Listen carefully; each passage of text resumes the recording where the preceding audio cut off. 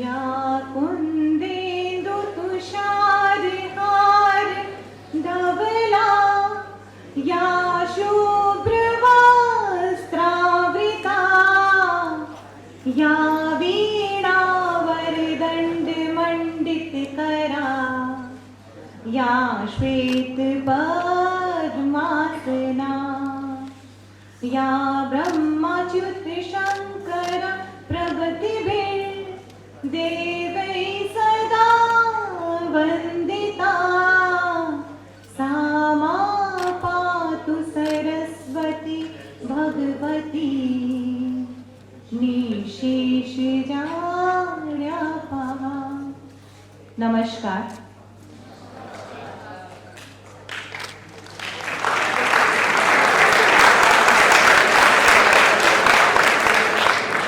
Thank you so much for warm welcome. GSFC university में आप सभी को मेरा नमस्कार। आदरणीय provost sir, Javeri sir, registrar sir, Panchal sir, coordinator Shivani ji और सभी फैकल्टी मेंबर्स और आप सभी प्यारे प्यारे और बहुत प्यारे विद्यार्थी,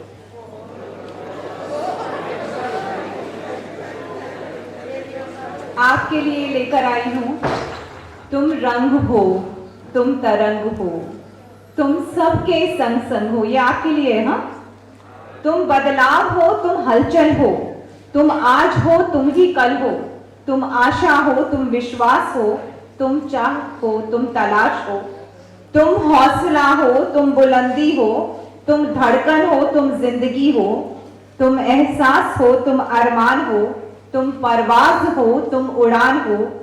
तुम्हारा चर्चा तुम्हारा दौर है, तुम्हारा अंदाज़े बयां कुछ और है, तुम्हारा एक अलग अंदाज है, तुम पर इस देश को नाज है, तुम देश की वफा हो, हाँ तुम ही युवा हो, तुम ही युवा हो।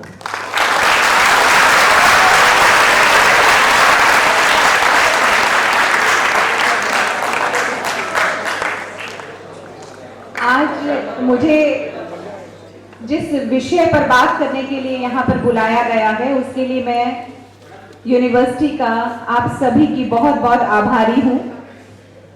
मेरा विषय है life and literature. No literature no life. बात करते हैं, आप जानते हैं कि ये जो ब्रह्मांड है हमारा, मैं आपको शुरुआत कर रही हूँ, ये भूमिका है। ये जो पूरा ब्रह्मांड है जो माना जाता है 13 अरब 70 करोड़ वर्ष पहले जिसका उद्भव माना जाता है, जन्म माना जाता है, इतना बड़ा है कि हमारी कल्पना से भी बाहर है। इस ब्रह्मांड में सारी ऊर्जा, सारा समय, सारा ग्रह, सभी नक्षत्र, तारे, आकाशगंगा जिसको मिल्की वे कहते हैं, और जितनी भी अंतरिक्ष की पूरी कथा वस्तु है ना, अंतर्वस्तु है ना, वो सारी इसमें शामिल है। इस ब्रह्मांड में एक गैलेक्सी है जिसे आकाशगंगा या मिल्की वे कहते हैं, उसमें हमारा सोलर सिस्टम है। आप जानते हो सौर मंडल जिसको कहा जाता है। ये सोलर सिस्टम में सूर्य है, ग्रह है, उपग्रह है, धूमकेतु है, उल्का पिंड है, ये सब कुछ इसी में शामिल है। इस सोलर सिस्टम का, इस सौर मंडल का एक अद्भुत ग्रह है पृथ्वी। क्यों अद्भुत है? क्योंकि यहाँ जीवन है जिस पर हम बात करने जाएंगे। और कहा जाता है कि ये जो पृथ्वी है, ये जो अर्थ है 4.52 बिलियन वर्ष पहले बनी और जीवन आया 4.28 बिलियन वर्ष पहले। और ये जो आधुनिक मानव की बात करते हैं वो कुछ 1 लाख वर्ष पहले आया, 2 लाख माना जाता है ऐसा। और जो कई विकास की अवस्थाओं से गुजरता हुआ, पहले स्टोन एज, कॉपर एज, फिर रजत, स्वर्ण, अस्त्र शस्त्र आदि के पड़ावों को पार करता हुआ विज्ञान से सज होकर आज डिजिटल एरा में अत्याधुनिक मानव के रूप में खड़ा है। ये थी आदि मानव से महामानव तक की यात्रा। हम जानते हैं कि जो अर्थ है ये 7 कॉन्टिनेंट्स में डिवाइडेड है, 7 महाद्वीपों में विभाजित है, जिसमें एशिया, अफ्रीका, उत्तरी अमेरिका, दक्षिणी अमेरिका, ऑस्ट्रेलिया, यूरोप, एंटार्क्टिका। और इन 7 कॉन्टिनेंट्स में जो सबसे बड़ा कॉन्टिनेंट है वो एशिया है और सबसे छोटा वो ऑस्ट्रेलिया है। और इसी एशियन कॉन्टिनेंट में एक सबसे प्यारा देश है। कौन सा? भारत। ऐसा भारत जो अपनी कल्चर के लिए अपनी संस्कृति के लिए पूरे वर्ल्ड में जाना जाता है। कल्चर की बात करेंगे, लेकिन सर्वप्रथम बात करें नाम की ना, भारत, तो भा शब्द का अर्थ हमें पता होना चाहिए कि प्रकाश, और रथ मतलब उसमें लीन है, जो प्रकाश में लीन है, जो हमारी संस्कृति, हमारे संस्कार, भाव और ज्ञान के प्रकाश की ओर अग्रसर है, उसमें लीन है, ये भारत है। साइंस की एक थियरी है, बिग बैंग थियरी, जो ये मानती है कि एक विस्फोट हुआ, उससे सृष्टि, पृथ्वी, सूर्य, चंद्रमा उत्पन्न हुए। लेकिन हमारी संस्कृति, हमारे भारत की संस्कृति ये कहती है, हमारे वेद ऋग्वेद ये कहते हैं कि बिग बैंग से भी पहले कुछ था, एक तत्व था, एक चेतना थी जो देश समय काल से परे थी। उस चेतना से सूरज, धरती, चांद, पृथ्वी ये सब बने, इसी से प्रकृति, पहाड़, रेगिस्तान आदि सब बने, मानव बना, पशु पक्षी बने। और भारतीय दर्शन में उसके लिए एक शब्द है, चेतना के लिए एक शब्द है तत्व। तत्व यानी ब्रह्मा, और कहा गया ना तत्वमसि अर्थात तुम ही हो, और अहम ब्रह्मास्मि यानी मैं ही ब्रह्मा हूं। कहने का मतलब यह है कि हम सब एक ही तत्व से जुड़े हैं, हम सब में एक ही तत्व है, और ब्रह्मांड में जो कुछ है वो एक दूसरे से जुड़ा है, एक दूसरे से संबंधित है। भारतीय दर्शन ने इस तत्व को, जिससे ये सब पैदा हुआ, सब बना, उसे दर्शन ब्रह्मा का नाम दिया, जो चेतना है, अनंत है। हम सभी में लिटरेचर पर जाने से पहले मैं आपको वहां तक ले जा रही हूं, हम सभी में वो 5 तत्व हैं, बस रूप का भेद है। हम सभी पंच महाभूतों से बने हैं और सिर्फ रूप का भेद है। और ये जो भेद है, ये जो विभिन्नता है, ये जो डाइवर्सिटी है, यही जीवन की ब्यूटी है, यही इंडियन कल्चर की विशेषता है। सभ्यता और संस्कृति में भी अंतर है। ये जितने भी विश्वास हैं, विचारधाराएं हैं, परंपराएं हैं, प्रथाएं हैं, कला है, साहित्य है, शिल्प है, धर्म, त्योहार, मेले, संगीत, नृत्य, ये सब कुछ कल्चर में आता है। लेकिन कल्चर अलग है, सिविलाइजेशन अलग है, सभ्यता अलग है और संस्कृति अलग है। सभ्यता से मनुष्य का भौतिक विकास पता चलता है कि क्या कितना आगे बढ़ा, लेकिन संस्कृति मानसिक क्षेत्र की प्रगति का बोध कराती है। सभ्यता किसी भी जाति की, किसी भी देश की बाहरी अवस्था का प्रतीक होती है। और जिस्पर्ट नामक एक विद्वान ने बहुत खूबसूरती से कहा है कि हमारे पास क्या है ये सभ्यता बताती है, लेकिन संस्कृति ये बताती है कि हम क्या हैं। तो ये एक बहुत सुंदर जो है वो डिफरेंस है। भारतीय संस्कृति हजारों वर्ष पुरानी है और भारतीय संस्कृति सभ्यता ने 1000 वर्ष पूर्व point, zero, number, navigation, calendar से लेकर नृत्य, गायन आदि कलाएं, है ना, हर क्षेत्र में, चाहे फिर वो खगोल का क्षेत्र हो, स्पेस का हो, आध्यात्मिकता का हो, लिटरेचर का हो, साइंस का हो, मैथ्स का हो, एग्रीकल्चर का हो, व्यापार वाणिज्य का हो या फिर मेडिकल साइंस हो, उसमें उसने प्रमाणित ज्ञान दिया है। बहुत सारी विशेषताएं हैं इस कल्चर की जहां हम लोग रह रहे हैं। और कहा जाता है ये डाइवर्सिटी बड़ी ब्यूटीफुल है। हम सब में ये जो विभिन्नताएं हैं ना वो बहुत प्यारी हैं। और किसी ने बहुत सुंदर कहा है कि यहाँ पर मन को शांति देने वाले महावीर और बुद्ध के विचार हैं, जीसस की प्रेयर है, वाहे गुरु की अरदास है, रहीम की खीर है और राम का प्रसाद है। एकता में अनेकता की शायद इससे बड़ी मिसाल और कहीं है ही नहीं।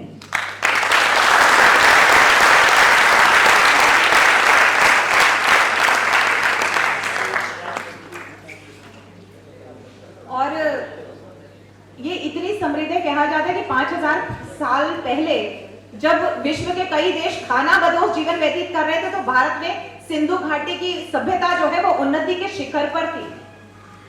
बहुत सारी विशेषताएं हैं। और अब बात आती है साहित्य की। तो साहित्य संस्कृति को रिफ्लेक्ट करता है।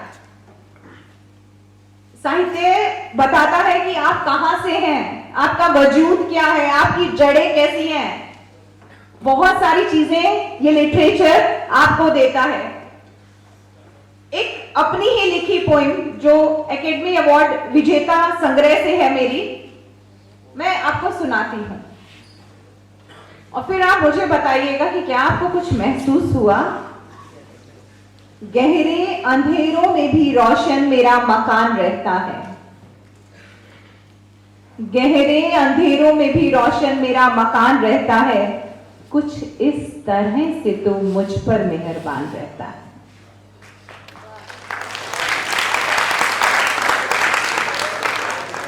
इस जमी पे जमी का होकर रहना ही भला है।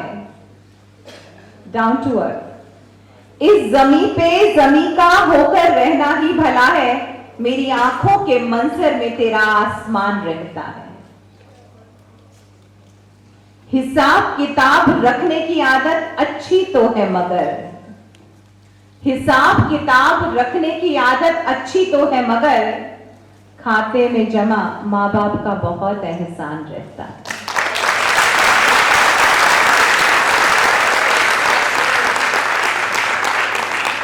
जिस दिल में मोहब्बत को पनाह नहीं मिलती, जिस दिल में मोहब्बत को पनाह नहीं मिलती, वो भरी महफिल में भी बड़ा वीरान रहता है।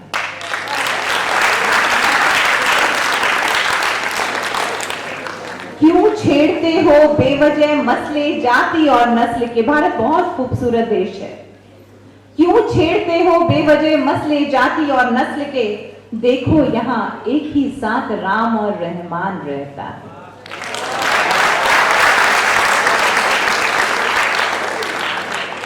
बादशाहत में भी बेचैनी का आलम क्यों है, बादशाहत में भी बेचैनी का आलम क्यों है, हम फकीरों को तो फकीरी का भी इत्मीनान रहता है।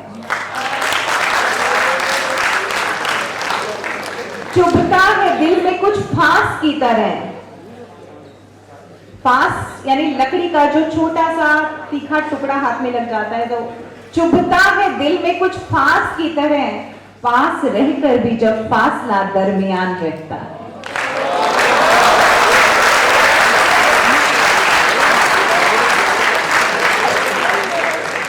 इस मिट्टी को गले लगा लूं या जमी चूम लूं, इस मिट्टी को गले लगा लूं या जमी चूम लूं, इस मिट्टी में मेरा सरदार मेरा हिंदुस्तान रहता है।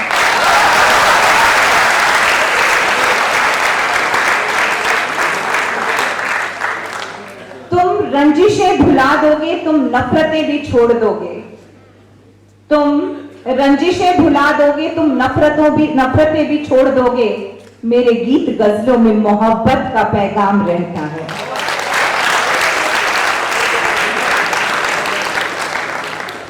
गुलाबों को बेवजह तकलीफ न दे मेरे दोस्त, गुलाबों को बेवजह तकलीफ न दे मेरे दोस्त, मेरी आवाज के असर से महकता ये गुलिस्तान रहता है।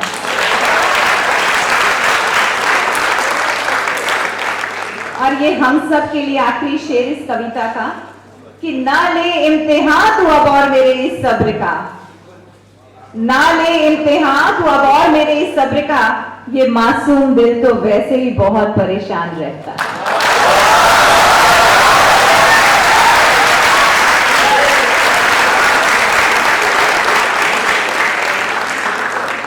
आपके प्यार का, आपकी नवाजिश का, आपकी हौसला अफजाई का बहुत बहुत शुक्रिया। साहित्य महसूस करने की ताकत देता है ना, यस और नो? साहित्य जीवन से आता है और जीवन को ही बहुत कुछ दे जाता है।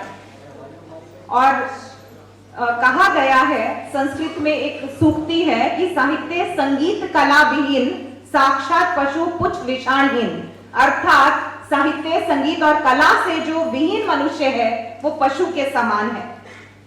और साहित्य शब्द का ही अर्थ है कि जिसमें हित का भाव समाहित है। बहुत सुंदर पंक्तियां हैं कि अंधकार है वहां जहां आदित्य नहीं है, अंधकार है वहां जहां आदित्य नहीं है, मुर्दा है वो देश जहां साहित्य नहीं है।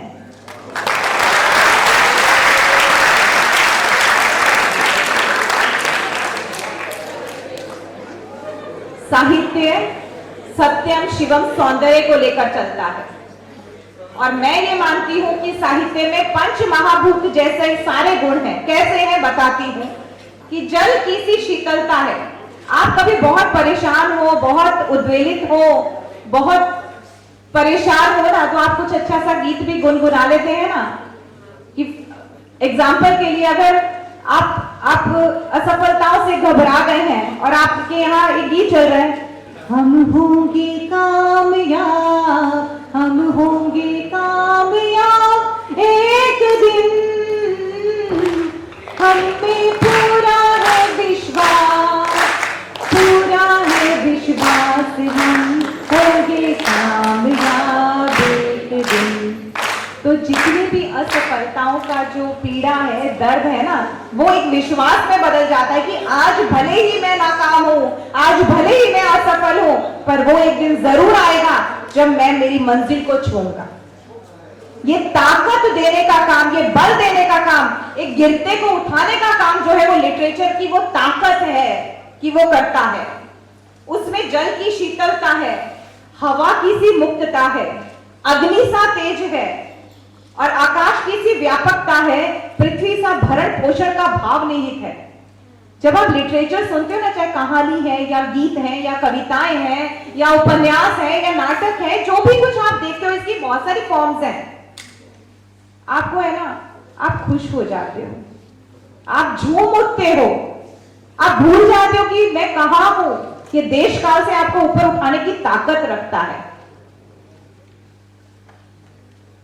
एक गीत है, फिल्मी गीत है, जो युवाओं को बहुत पसंद है। मैंने अभी कहा ना कि इसमें हवा से मुक्तता है। आज आपसे बात करते करते मुझे वो पंक्तियां याद आ गई। ये तो मैंने सोचा कि हवा से मुक्तता है, एकदम फ्रेशनेस है, इसमें ताजापन है। लेकिन आपको गीत याद होगा, आई थिंक वो धोनी पिक्चर का गीत है, क्योंकि गीत, गजलें, कविता, रुबाइयां, नज़्में, ये सब कुछ साहित्य अपने अंक में समेटे बैठा है। मुझे गीत की दो पंक्तियां हैं जो युवाओं को बहुत पसंद है, लेकिन आप देखिएगा लिटरेचर की हवा उसमें है कि नहीं है। तू रहता है सीने में, जब जब सांसें भरती हूँ, तेरे दिल की गलियों से मैं हर रोज गुजरती हूँ। हवा की जैसे चलता है तू, मैं रेत जैसी उड़ती हूँ। कौन तुझे यूं प्यार करेगा जैसे मैं करती हूँ।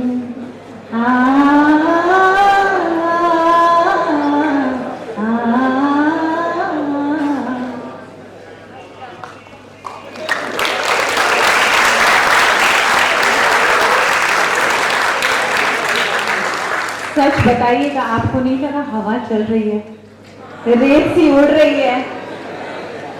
जबकि यहाँ पर वो शब्द ब्रह्मा का काम करते हैं। शब्द की ताकत है कि वो आपकी आंखों के सामने वो दृश्य ला देता है जो आप कल्पनाओं में सोचते हो। कहते हैं कि सही साहित्य है ना, आपको बैठे बिठाए यात्राओं पर ले चलता है। इसकी ताकत है बिना बुकिंग कराए, बिना रिजर्वेशन कराए आपको ले जाता है वो उन पहाड़ियों में, उन वादियों में। मैं हिंदी पढ़ाती हूँ और शायद मैं वो कविता भी लेकर आई हूँ कि एक अध्यापक जो है, एक प्रोफेसर जो है, अगर मेरे पास यहाँ है, मैं देखती हूँ कि हाँ ये मिली है, कि क्या दे सकता है लिटरेचर बच्चों को, मैं अपने विद्यार्थियों को क्या देती हूँ। क्योंकि लिटरेचर में वो सब कुछ है। मानसिक खुराक देता है आपको लिटरेचर, भीतर की ताकत, भीतर की समृद्धि, भीतर की अमीरी देता है वो आपको साहित्य। कहते हैं कि दुनिया का कोई कॉस्मेटिक आपके चेहरे पर चमक नहीं ला सकता, सिर्फ एक ही चीज चमक ला सकती है, वो है भीतर की खुशी, भीतर का वैभव, भीतर की समृद्धि। मेरी कविता जो मेरे आने वाले कलेक्शन में आएगी, मैं आज अपने साथ लेकर भी आई हूँ। मेरा 3rd जो काव्य संग्रह है, कुछ ख्वाब कुछ ख्वाहिशें, और अपकमिंग जो है वो है मेरी जमी मेरा आसमां। उसमें ये वाली पोइम आने वाली है कि विरासत मेरे साहित्य की इस व्याख्यान के साथ मिलती जुलती कविता है, इसलिए मैं ये अनपब्लिश, अनरिलीज्ड पोइम आपके लिए लेके आई। So much. एक साहित्य का व्यक्ति अपने बच्चों को, अपने विद्यार्थियों को क्या दे सकता है, तो सुनिएगा विरासत मेरे साहित्य की। मैं कुछ अनसुने किस्से और दिलचस्प कहानियां दूंगी। मैं कुछ अनसुने किस्से और दिलचस्प कहानियां दूंगी, सुंदर आसमानी परियां और कई राजे रानियां दूंगी। फूल, पक्षी, नदियां, बहते झरने और ऊंचे पहाड़ दूंगी। फूल, पक्षी, नदियां, झरने बहते और ऊंचे पहाड़ दूंगी। इस अंतहीन भाग दौड़ में प्रकृति का लाड़ प्यार दूंगी। मैं तुम्हें कई रुमानी मीठे गीत, मैं तुम्हें कई रुमानी मीठे गीत, गजल और कविता दूंगी। मैं तुझे भीतर का वैभव और आनंद की सरिता दूंगी। मैं तुझे कृष्ण की गीता, ये सब हमारा समृद्ध साहित्य संस्कृति परंपरा है। मैं तुझे कृष्ण की गीता, रामायण और महाभारत दूंगी। मैं तुझे जीने की राह और नीति की नई इबारत दूंगी। मैं तुझे भाषा और साहित्य के इतिहास की हलचल दूंगी। भाषा क्यों? इंसान 2 साल का लगभग होता है, बोलना सीख जाता है, लेकिन सारी उम्र क्या बोलना है ना, वही नहीं सीख पाता। लिटरेचर, और बीच में कबीर को भी कोट करूंगी कि कबीर कहता है, वो ऐसे ही नहीं कहता, क्योंकि आज भी जीवन में जितनी समस्याएं हैं वो कम्युनिकेशन गैप के कारण है। हमारी टोन जो है ना, हमारी टोन वो बहुत मैटर करती है। हमारे शब्दों से भी ज्यादा उसको बोलने का लहजा मैटर करता है। और जीवन और साहित्य यहां जुड़ता है कि जीवन की बहुत समस्याओं को ये लिटरेचर बताता है कि उसे कैसे हैंडल करें।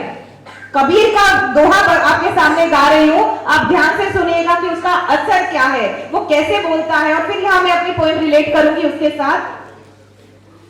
ऐसी बानी बोलिए मन का आपा खोए, औरों को शीतल करे, आप शीतल होए कबीरा, आप शीतल होए।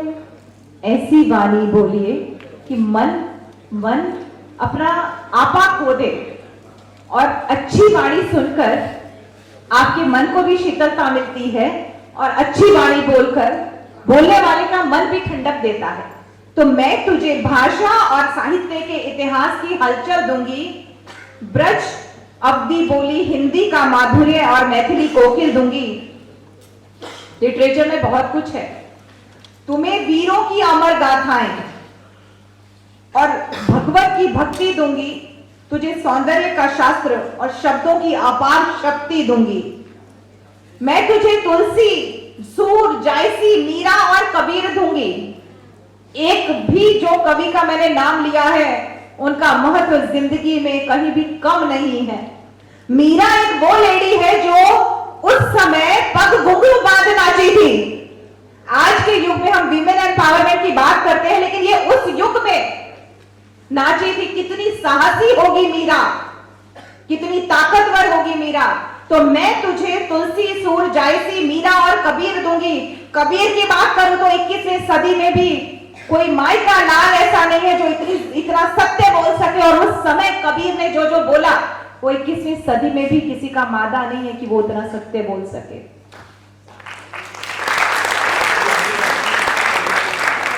और उसी कबीर ने कहा था, पोथी पढ़ पढ़ जग हुआ, पंडित भया न कोई। पोथी पढ़ पढ़ जग मर गया है, लेकिन कोई पंडित नहीं बन सका। ढाई आखर प्रेम का पढ़े सो पंडित होए। तो मैं इसीलिए मैंने लिखा है कि मैं तुझे 2.5 अक्षर की सुंदर पावन तस्वीर दूंगी। मैं तुझे प्रेम, शांति, करुणा और धैर्य का ऊंचा आकाश दूंगी। आज सब कुछ है, लेकिन वैल्यूज जाती जा रही हैं। इसीलिए कहा है कि लिटरेचर जो है वो लाइफ को, हम स्टाइल ऑफ लिविंग सीख गए हैं, मगर आर्ट ऑफ लिविंग सीखना अभी भी बाकी है। और आर्ट ऑफ लिविंग आपको वैल्यूज से आता है कि मैं तुझे प्रेम, शांति, करुणा और धैर्य का ऊंचा आकाश दूंगी, साहित्य के संस्कार और हृदय का सच्चा विश्वास दूंगी, तुझे भव्य भाव, भाषा, सुंदर कल्पना और ऊंचे विचार दूंगी, सत्यम शिवम सुंदरम की बहती निर्जर रसधार दूंगी, अपनी हिंदी की समृद्ध साहित्य की संपदा सारी दूंगी। ये मैं अपने बच्चों को संबोधित करते हुए मैंने कविता लिखी है कि मैं अपनी हिंदी की समृद्ध साहित्य की सारी संपदा दूंगी, किसी ने भी ना दी हो, मैं तुझे विरासत ऐसी न्यारी दूंगी, किसी ने भी ना दी हो।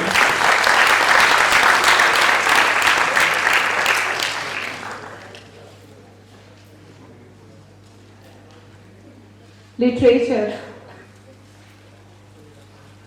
जब भी हमें वर्तमान में अपनी समस्याओं का हल नहीं मिलता है ना, उसे कहते हैं हिस्टोरिकल सेंस। साहित्य के पास समस्याओं से मुठभेड़ करने की ताकत है और सिर्फ वो टकराता नहीं है, बताता नहीं है कि यहां पर ये हो रहा है, यहां पर ये हो रहा है। आज आप देखिएगा 21st सेंचुरी का अगर आप लिटरेचर पढ़ते हैं, आपने सुना होगा या कहीं पढ़ा होगा ना, तो बहुत सारे विमर्श आ रहे हैं।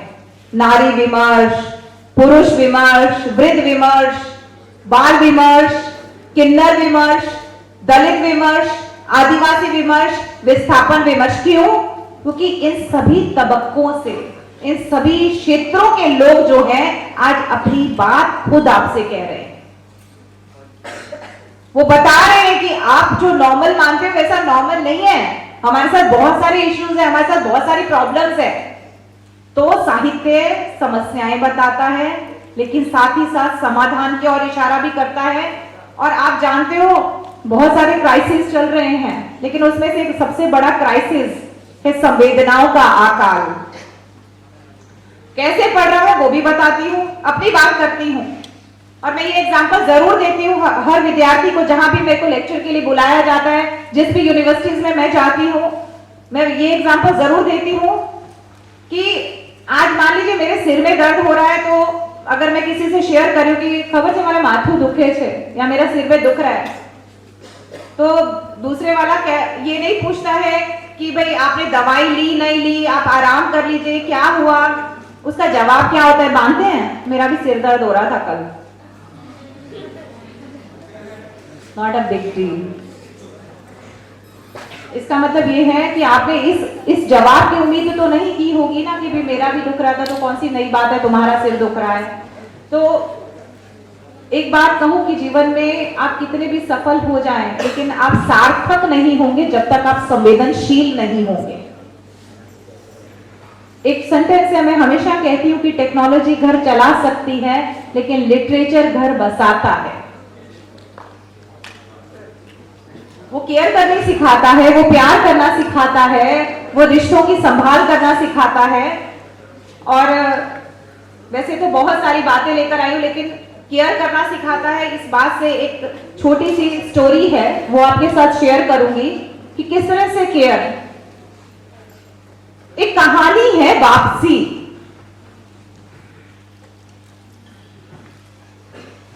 वापसी कहानी की लेखिका उषा प्रियंवदा जी हैं। एक कैरेक्टर है उसमें गजाधर बाबू, मैं उसको शॉर्ट में सुनाऊंगी। गजाधर बाबू रेलवे में जॉब करते थे, रेलवे की नौकरी करते थे और 30-35 साल तक नौकरी करने के बाद उनकी ट्रांसफरेबल जॉब थी, स्थानांतरण वाली जॉब थी। तो वो घर वापस लौटते हैं और लौटते लौटते ये सोचते हैं, लास्ट दिन होता है उनका, और वो ये सोचते हैं कि अब तो हाश मुझे मेरे बच्चों के साथ रहना मिलेगा, मैं मेरी पत्नी के साथ रहूंगा, घर परिवार में रहूंगा। जीवन की आपाधापी में इतना समय निकल गया कि बच्चों को बड़े होते नहीं देखा, और ये सब जो विचार है उनके दिमाग में आ रहे हैं। लास्ट दिन है, हाँ, रेलवे स्टेशन पर उनका लास्ट दिन है, और जो रेलवे स्टेशन पर रहता है और जो स्टेशन मास्टर की जॉब करता है, तो स्वाभाविक है कि रेलवे का चलना, रेलों का चलना, खटखट खटखट आवाजें आना, और वो उसकी दिनचर्या का हिस्सा बन जाता है। उसका एक नौकर है गणेशी। तो गणेशी जो है वो रोज उस गजाधर बाबू के लिए एकदम मलाई डालकर चाय बनाता है। मैं बिल्कुल बोलचाल की लैंग्वेज में आपके साथ बात कर रही हूँ ताकि मैं आपको कम्युनिकेट कर सकूं। वो गणेशी जो है वो बहुत मलाई डालकर बहुत मस्त चाय बनाता है, और रोज गजाधर बाबू को कभी लड्डू के साथ या ऐसे नाश्ते के साथ उनको पिलाता है चाय। लास्ट दिन है, वो लड्डू पैक करके भी दे रहा है कि मेरे साथ जा रहे हैं और ये है। बस इन यादों के साथ बस गजाधर बाबू के दिमाग में तो एक बात होती है कि मुझे जाना है, जाना है, जाना है, जाना है। तो घर आते हैं, आप बराबर इस सीन को समझिएगा। दरवाजे में आते हैं, दरवाजा खुला हुआ है, रविवार का दिन है। दरवाजे में खड़े होकर घर को देखते हैं तो देखते हैं कि उनके 2 बेटे, एक बेटी और एक बहू और उनकी पत्नी, ये 5 लोगों का परिवार है। दरवाजे पे खड़े हो जाते हैं, देखते हैं कि बेटा हंस रहा है, बहू दोहरी हुई जा रही है हंस हंस कर, उसका पल्लू भी टिकाने पर है, उसको कुछ ध्यान ही नहीं, बस हंसे जा रही है। बेटी चहक रही है। और जैसे ही वो अंदर आते हैं, आप देखिएगा 1 मिनट, जैसे ही वो अंदर आते हैं ना तो वो उनको देख के सक पका जाते हैं सभी, और सब बोल के सब अपने अपने रूम्स में चले जाते हैं। बहू पल्ला ले लेती है और वो रूम में चली जाती है, बेटे चले जाते हैं। ये है बेटी आती है, पानी लेके आती है और बोलती है चाय लाऊं, तो वो पूछते माँ कहाँ है, तो उन्होंने कहा वो पूजा कर रही है। तो चाय बना के, अच्छा ले आओ चाय बनाकर।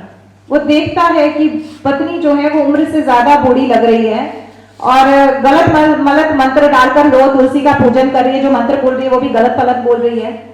और इतने में बेटी चाय लेकर आती कि पिताजी चाय ले लीजिए, और चाय वो जैसे ही मुंह को लगाते उनके मुंह का स्वाद बिगड़ जाता है। क्या रीजन रहा होगा? और वेरी गुड, और नजदीक, लेकिन ठीक है, हाँ चलिए बताती हूँ। चीनी नहीं थी, चीनी डालना भूल गई थी। मलाई तो छोड़िए, लड्डू तो छोड़िए, चीनी भी नहीं थी। नमक नहीं था डियर। चलिए आगे चलते हैं। बात क्या है, वो पटरी से नहीं उतर रही थी, मजा नहीं आता है। चलिए, तो चीनी डालना भूल गई थी। अच्छा, हम कुछ भूलते क्यों हैं? 2 कारण, या तो हम बहुत जल्दी में हैं या फिर हमारा मन नहीं है। मगर यहां जल्दी नहीं थी, मन नहीं था। चाय पीते हैं, रख देते हैं। पत्नी आकर बैठती है, उनको उम्मीद ये होती है कि वो मुझसे बातचीत करेगी, मुझसे हालचाल पूछेगी, और ये बताने लग जाती है कि बर्तन वाली नहीं आई है, या बहू ने इतना घी डाल दिया, ये कर दिया, चौका लूटे जा रही है। और उसे ये सब में रस नहीं होता। उसे लगता है कि जब मैं जीवन के इस पड़ाव पर, जहां मैं घर पर रहने आया हूं, मुझसे ऐसी बातें। खैर, और आप देखिएगा जब व्यक्ति बहुत समय तक घर से दूर रहता है और जब वो घर में आता है ना, तो लोग उतना एडजस्ट नहीं कर पाते हैं। और उनकी बापूजी आ गए हैं, प्लीज जरा सुनिएगा। वो उनकी चारपाई कहाँ रखी जाती है? ड्राइंग रूम में। ड्राइंग रूम में हम किसको रखते हैं?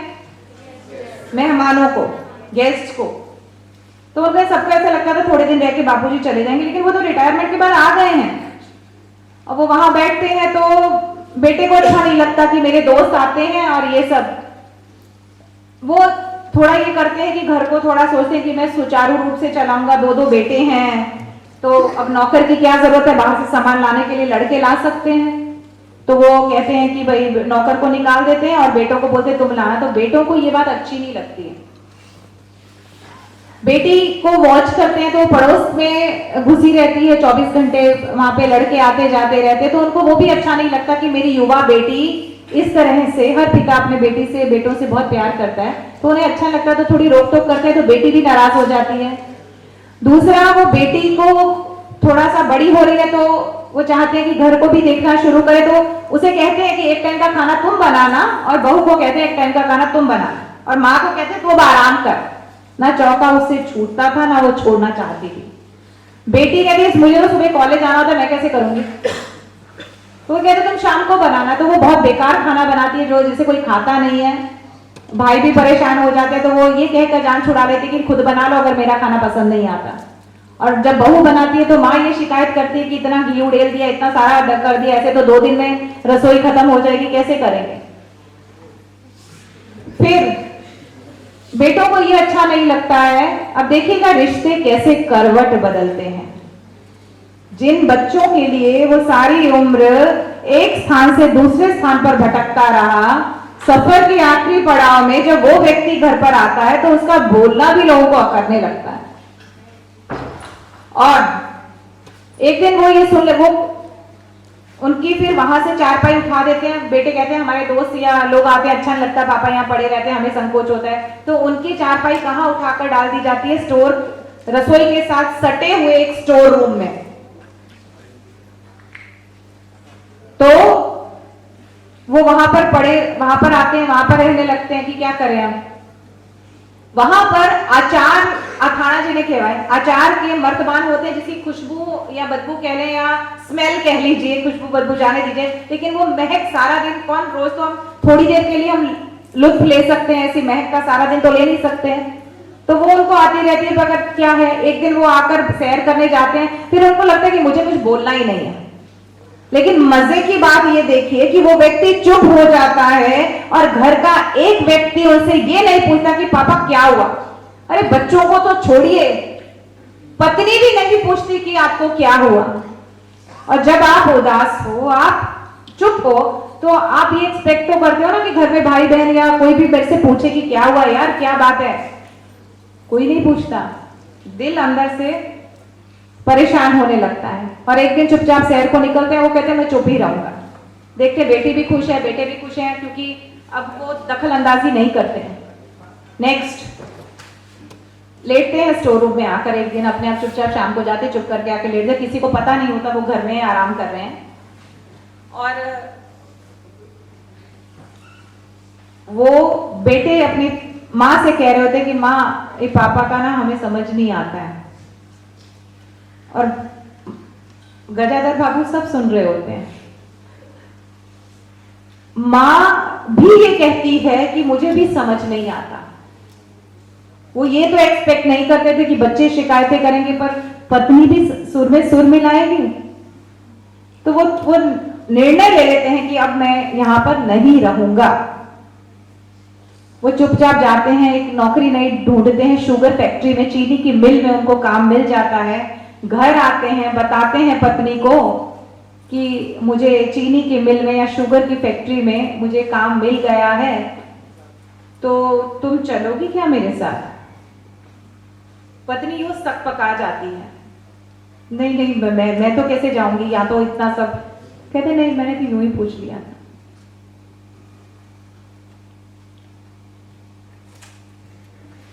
और एक सेंटेंस है उस स्टोरी में जहां पर गजाधर बाबू कह नहीं रहे, महसूस कर रहे हैं, मुझे लगता है मैं जिंदगी के द्वारा ठगा गया हूं, I am cheated bye my life. जाने का सीन आता है, फटाफट कपड़े पैक कर देती है बहू, और माँ कुछ लड्डू डाल के देती है। एक लड्डू वो डाले गए थे, याद है ना आपको, गणेश जी ने पैक करके दिए थे, और एक ये भी पैक कर रही है। आप स्थितियों को समझिएगा। फटाफट छोटा बेटा लेकर आता है, रिक्शा बुला के लाता है, और बेटी अगले कमरे में, नहीं उसके बाद कहती है 1 मिनट, बेटी ये बात की बात है, लेकिन हाँ वो लेकर आता है। गजाधर बाबू वहां बैठते हैं, घर को मुड़कर यूं देखते हैं और एक सांस भरकर घर से चले जाते हैं। घर से जाते ही माँ ये कहती है कि वो चारपाई तो वहां से निकाल दे, और बेटी कूद कूद कर भाई से कहती, भैया अब तो हमें फिल्म दिखाने ले जाएंगे ना। तो यहां पर स्टोरी जो है वो खत्म होती है। क्या ये सुलूक जो गजाधर बाबू के साथ किया गया, क्या सारी जिंदगी हमारे साथ, हमारे लिए खटने मरने वाले व्यक्ति के साथ क्या जायज था? तो लिटरेचर ये बताता है कि हमें किस तरह से विवेक से अपने रिश्तों को संभाल कर रखना चाहिए। और अगली बात मैं आपसे करती हूं,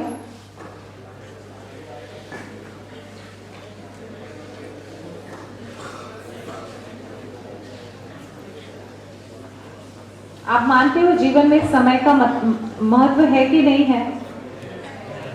स्पेशली स्किल्स में इसको लिया जा रहा है कि टाइम मैनेजमेंट स्किल, क्योंकि हम सबके पास मल्टी लेवल पर मल्टीटास्किंग हम लोग करते हैं, हमारी डेडलाइंस होती हैं, है ना, हर वक्त हमें तैयार रहना पड़ता है। लेकिन ये जो जीवन है ना, ये जो साहित्य है ना, इस जीवन में जो समय का मोल है और क्या डिफरेंस आ गया है आज के समय में और पहले के समय में, ये बताने का इंडिकेट भी साहित्य करता है। पढ़ रही हूं, 40 years ago children were gentle with their parents. 40 years ago children were gentle with their parents. Today parents have to be gentle with their children.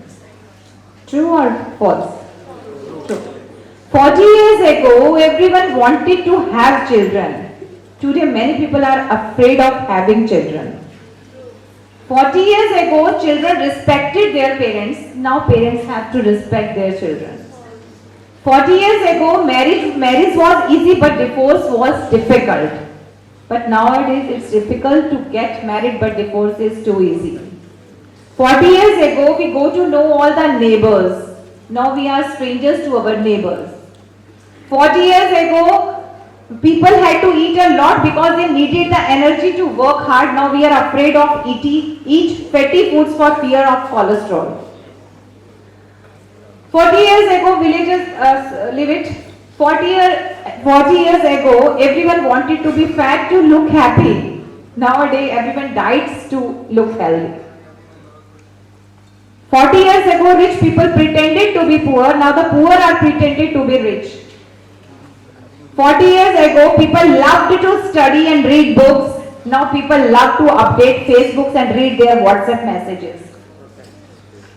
तो ये चेंज जो है, आपको अब्दुल कलाम जी की बात करूंगी। हाँ, एक काम जरूर करिएगा बेटे, आप जब भी फ्री हो, जब भी आपके पास समय हो, तो कुछ ऐसे लोगों की जो है ना जीवनियां, उनकी बायोग्राफीज और ऑटोबायोग्राफीज जरूर पढ़िएगा, क्योंकि वो बड़े कैसे बने हैं, क्या चीजें थी जो उनके जो रास्ते में रुकावट थी, जिनको उन्होंने क्रॉस किया, जिनको जो उन्हें चैलेंज करती थी, कैसे वो अपनी चुनौतियों से उन्होंने डटकर सामना किया। इन सब चीजों को आप अगर पढ़ेंगे तो you will build a very strong person. तो ये चीजें हैं। अब अब्दुल कलाम जिन्हें मतलब हर कोई आदर भाव से देखता है। आप जानते हैं अपने पीछे क्या छोड़ गए? कुछ जोड़ी कपड़े, एक पद्मश्री, एक पद्म भूषण, एक भारत रत्न और 50 यूनिवर्सिटी से डॉक्टरेट की मानद डिग्री और 2500 किताबें। तो ये चीजें जाननी चाहिए कि क्यों उन्होंने किताबों को मतलब ये किया है। आगे चलते हैं। आज के समय पर एक कविता मेरी है, आपको बताऊंगी। आप समय की शिनाख्त जरूर करिएगा, समय को पहचानिएगा कि कैसा समय जा रहा है। ये भीड़ और कतारों का समय, ये भीड़ और कतारों का समय, ये जल्द तेज रफ्तारों का समय, प्लास्टिक की मुस्कुराहटों का समय, चेहरों पर नकाब और मुखौटों का समय, एहसासों के इंतकाल का समय, स्वार्थ के मोहक जाल का समय, आत्मा की आवाज के मर जाने का समय, विदेश जाकर न लौट कर आने का समय, मासूम सपनों को दफन करने का समय, तमन्नाओं की चादर को कफन करने का समय, झूठी कस्मों और वादों का समय, बदनीयत और खोखले इरादों का समय, भीड़ में भी तन्हाई का समय, वफाओं से बेवफाई का समय, रिश्तों से कटने बिछुड़ने का समय। बहुत जल्दी कहते हैं कि मैं जोड़े बात ना करे सारे, मैं जोड़े कोई रिश्ता नहीं, ऐसा कोई लेना देना नहीं। अपने रिश्तों से कटने बिछुड़ने का समय, अपनी जड़ों से उखड़ने का समय, मुहावरों के अर्थ बदलने का समय, नई व्याकरण और नया कोश रचने का समय, बाजार के रंग में रंग जाने का समय, अब गिरकर खुद ही संभल जाने का समय, संस्कारों के नजरअंदाज हो जाने का समय, बहुत कुछ खोकर क्या पाने का समय, भौतिकता की अंधी दौड़ में बह जाने का समय, अपनी कविता के बहाने सच कह जाने का समय।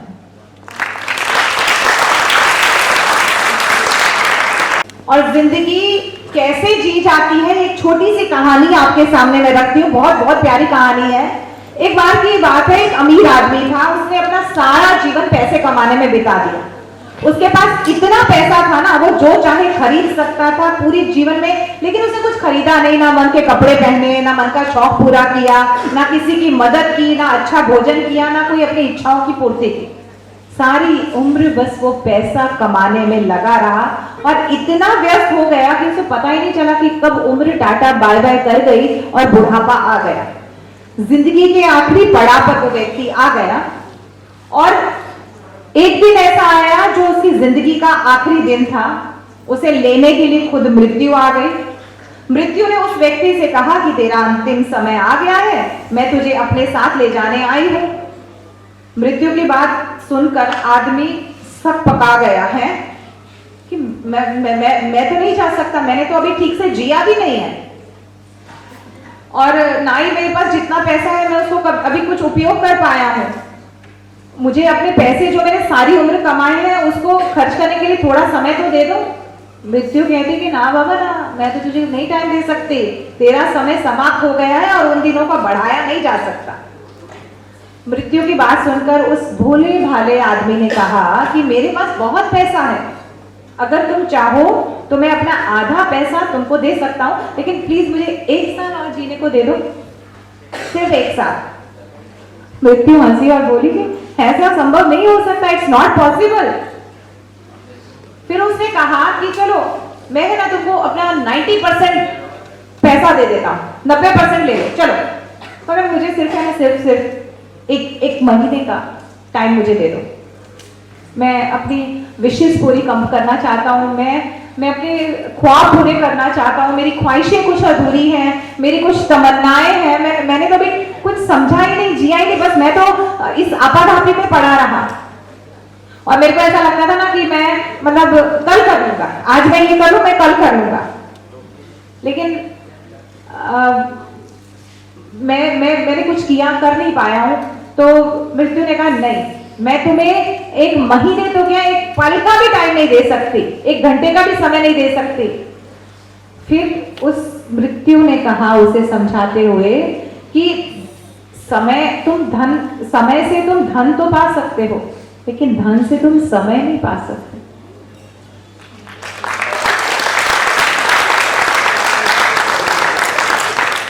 तब वो व्यक्ति ये समझ पाया कि मैंने अपनी पूरी जिंदगी जो है वो किस तरह से निकाल दी। और अक्सर लोग ऐसा सोचते हैं ना, हम सभी ये सोचते हैं कि आज नहीं, आज ये कर ले, कल वो करेंगे, कल करेंगे, कल, लेकिन आप सच यकीन मानिएगा जो है वो आज है, कल तो हमारी बातों में है, कल किसने देखा है। तो ये हमें सिखाता है कि जिंदगी को जी भरकर जीना चाहिए, हमारी प्राथमिकताएं क्या होनी चाहिए, हम इनफैक्ट हम अपने उद्देश्य को ही भूल जाते हैं। हम और कहते हैं ना कि जिंदगी छोटी नहीं होती, हम उसे देर से जीना शुरू करते हैं। आप तो बहुत अर्ली एज में हो बेटा, तो अपने आज को आज में ही जिए, आप अपने वर्तमान को जिए। आज अगर आप यहां हो ना तो प्लीज यहीं रहना मेरे साथ, कहीं भी फोन्स में या आप प्लीज कहीं जाना नहीं। अगर आप फिजिकली यहाँ हो तो आई वॉन्ट कि आप मेंटली भी बेटा यहाँ पर हो। और शब्द की ताकत तो मैं आपसे बात कर चुकी हूँ।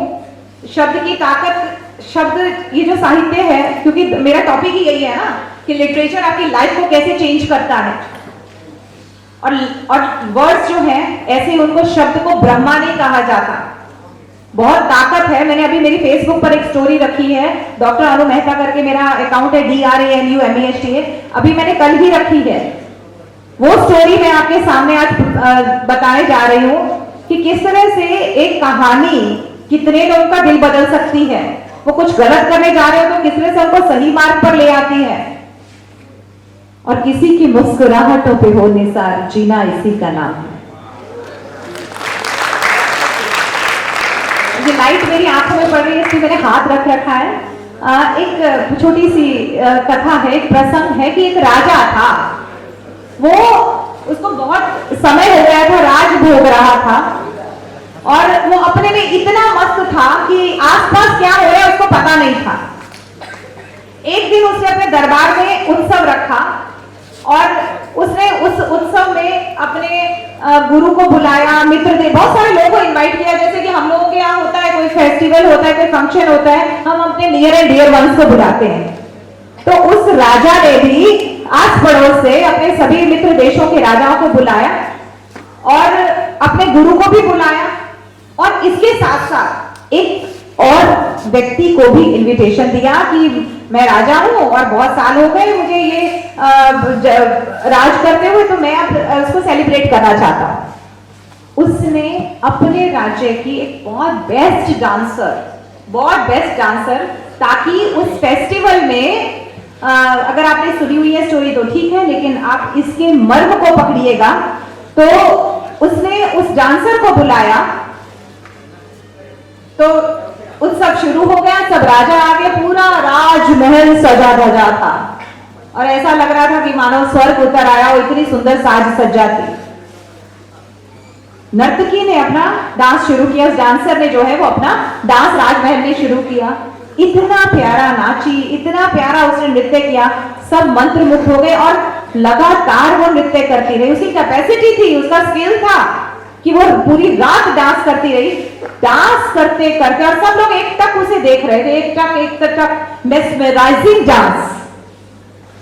और नाचते नाचते उस डांसर की नजर तबला बजाने वाले व्यक्ति पर पड़ी, क्योंकि रात हो चली थी। बहुत स्वाभाविक है कि वो पूरी रात नाची है, तबले वाले ने बहुत पूरी रात तबला बजाया है, तो वो भी थक गया था। तो उसकी आंखों में उसने नींद देखी, उसकी आंखें झपक रही थी, बार बार यूं यूं गिर रही थी। तो उसे लगा कि राजा ने तो बुलाया है, अब ये तो हुक्मरान हमारी जान ले लेगा अगर ये सो गया और डांस रुक गया तो उसने अब नाचते नाचते जगाए कैसे? प्रश्न ये था कि उसे उठाना भी था, राजा से बचाना भी था, और राजा को ये बात नोटिस में ना आए इस तरह से उसे उठाना था। तो उसने नृत्य करते करते एक दोहा कहा, आप सुनिएगा बराबर वो दोहा। बहुत गई थोड़ी रही, पल पल रही बिताए। बहुत गई थोड़ी रही, पल पल रही बिताए, एक पल के कारणे कलंक ना लग जाए।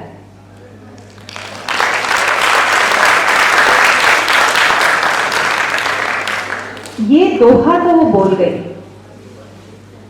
इसको सुनने वालों पर और क्या असर पड़ा? अब आप, ये मजे की बात है, यहां पर आप ध्यान दीजिएगा। उसने कहा कि बहुत गई, I repeat so that you can get it exactly, बहुत गई थोड़ी रही, पल पल रही बिताए, एक पल के कार में कलंक ना लग जाए। अब क्या असर हुआ? तबले वाले ने जैसे ही, क्योंकि वो डांस रुक गया था और सभी शांत हो गए थे क्योंकि वो दोहा बोल रही थी, तो वो एकदम से जाग गया। वो समझ गया कि ये मुझे इशारे में कह रही है कि बहुत गई थोड़ी रही, पल पल रही बिताए, एक पल के कारणे के कलंक ना लग जाए। भाई जाग जा, उठ जा प्यारे, थोड़ा समय रह गए, चलते हैं, अपने बच के निकल जा। अब यही दोहा राजा ने एक व्यक्ति को बुलाया था। मैंने शुरुआत में आपको कहा कि उसने अपने गुरु को भी बुलाया था। गुरु आया, उसके पास जो भी मोहरें थी उसको राजा ने दी थी कि जब नृत्य खत्म हो जाए आप नर्तकी को दीजिएगा पुरस्कार स्वरूप, बड़ा है तो बड़े हैं तो आप दीजिएगा। उन्होंने वो सुनते ही सारी मोहरें गए और नर्तकी को अर्पित कर दी। इस दोहे को सुनकर, इन दो पंक्तियों को सुनकर राजा की लड़की ने अपने गले से 9 लखा हार उतार, ये 9 लखा नहीं है, 9 लखा हार उतार कर उस नर्तकी को दे दिया। इसी दोहे को सुनकर राजा के बेटे यानी युवराज ने अपना मुकुट उतारकर नर्तकी को अर्पित कर दिया। अब राजा ये सब देख रहा था। मुझे लगा कि ये अचानक क्या हो गया, क्योंकि वो तो अपने मोह में था, नृत्य का आनंद ले रहा था, वो कहां देख पा रहा था कोई बात। तब राजा बहुत आश्चर्यचकित हो गया। वो कहते ऐसा क्या हो गया कि गुरुजी ने सारी मोहरें दे दी, बिटिया ने नौला का हार दे दिया, बेटे ने मुकुट दे दिया, ये तो साधारण सी नर्तकी है, रात से नाच रही है, ये हुआ क्या? राजा सिंहासन से उठा, नर्तकी के पास गया। नर्तकी चुपचाप खड़ी, क्योंकि उसे खुद ही नहीं पता, मतलब ये सब मुझे दिए जा रहे हैं। राजा ने उस नर्तकी को कहा कि एक सामान्य सी नर्तकी होकर तुमने तो सबको लूट लिया भाई। ये बात राजा ने जब सुनी ना, तो गुरु आ गए, गुरु फटाफट आगे आ गए और उनकी आंखों में पानी आ गया।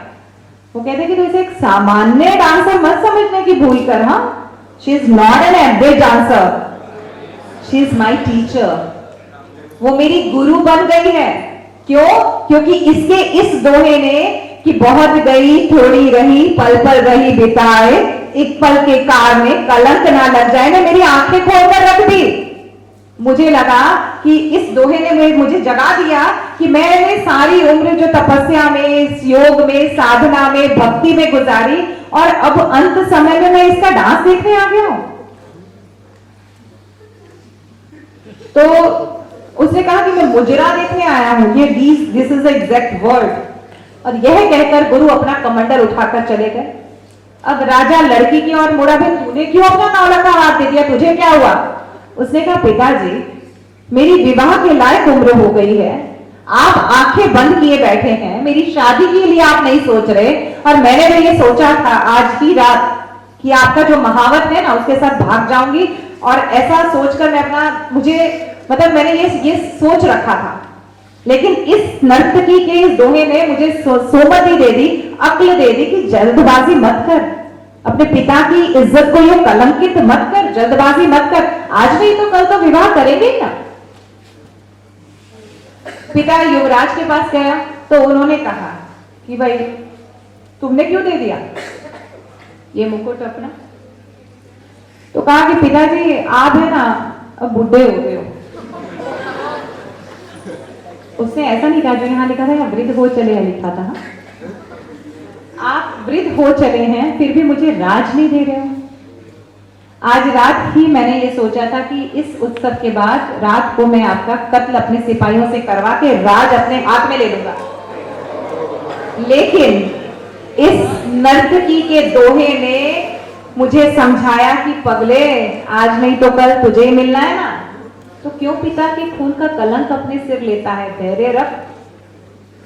अब ये सारी बातें राजा ने भी सुनी।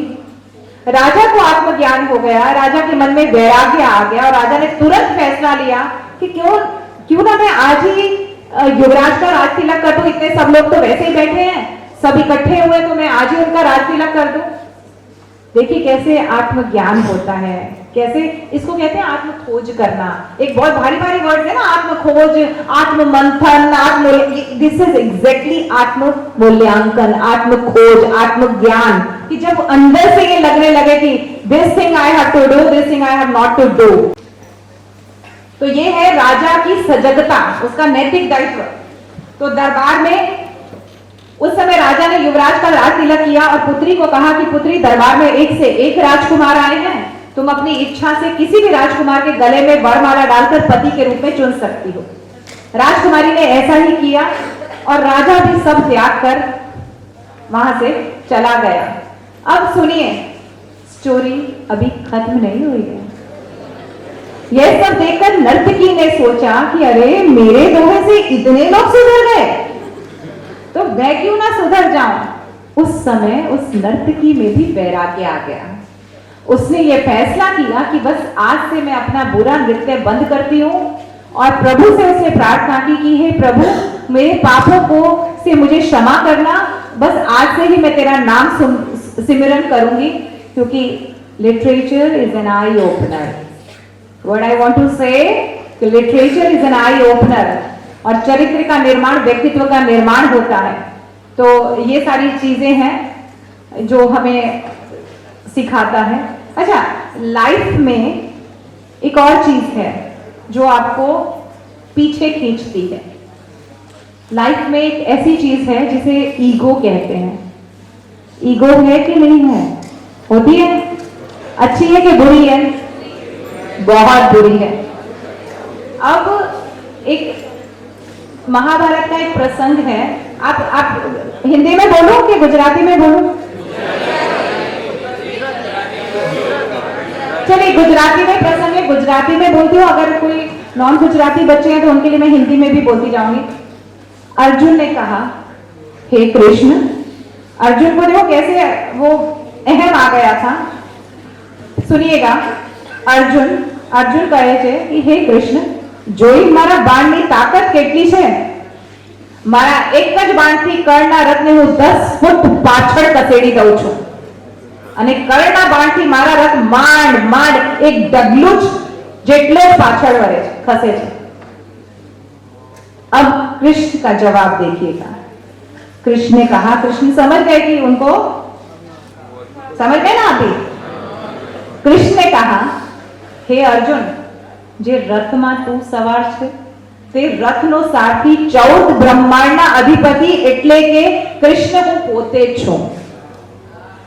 અને અર્જુન, તારા રથ પર જે ધજા ફરકે છે ને, એ ધજા પર 1000 હાથીની શક્તિ ધરાવનાર પવનપુત્ર હનુમાન સાક્ષાત બિરાજમાન છે। છતાં પણ જો અર્જુન કર્ણના બાણથી તારો રથ એક ડગલું પાછળ ખસી જતો હોય તો વિચાર કે હું અને હનુમાનજી તારા રથ પર વિરાજમાન ના હોઈએ ને તો તારી શું દશા થાય।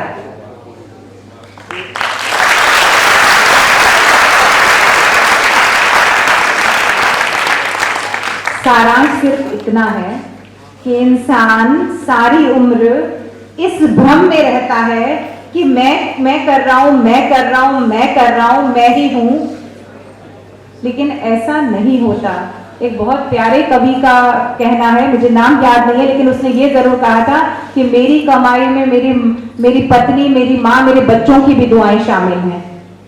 ये अकेली मेरी कमाई नहीं है। यहाँ पर होता है अहम का तिरोभाव कर देना, कर्ता भाव से मुक्त हो जाना। तो कहते हैं ना, जिसे फिर मैं की हवा लगी उसे फिर कोई दवा नहीं लगी। और एक और बहुत अच्छी बात है कि एटीट्यूड और ईगो में फर्क होता है। हाँ, माइंड दैट बेटा, एटीट्यूड और ईगो में ये फर्क होता है कि attitude make you different from others, where ego make you alone from others.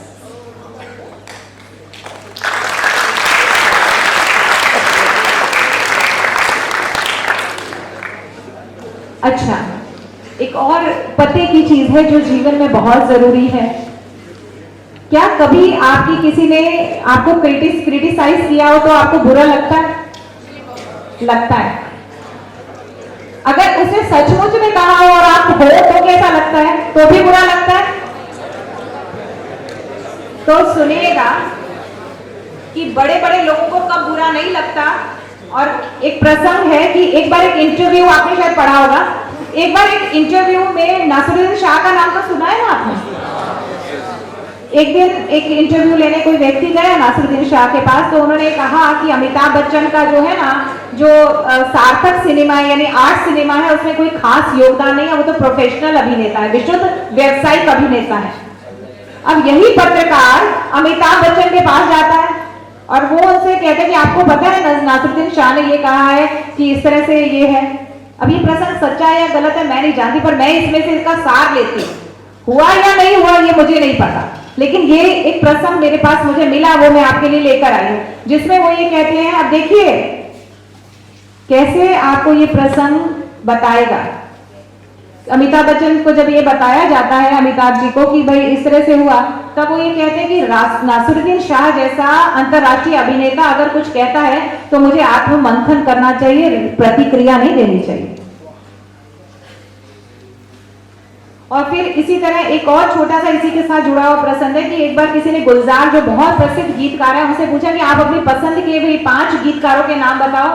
तो उन्होंने जो 5 नाम लिए उसमें जावेद अख्तर जी का नाम नहीं था। जावेद अख्तर जी के गीतों को तो सुना है ना आपने? पंछी, नदियां, पवन के झोंके, ये सरहद कौन सरहद इन्हें रोके, ये सरहदें इंसानों के लिए हैं, तो बोलो क्या पाया तुमने और हमने इंसान होके। ये जावेद की बात है।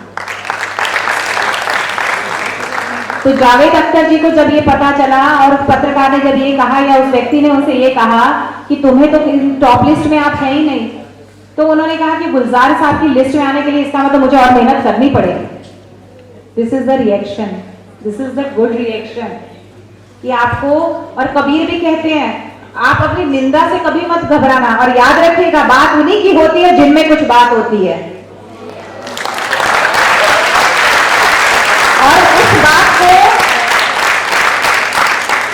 और उस बात को इतिहास याद रखता है जिसमें कुछ बात होती है, और वो बात अपनी बात के दम पर भविष्य तक जिंदा रहती है।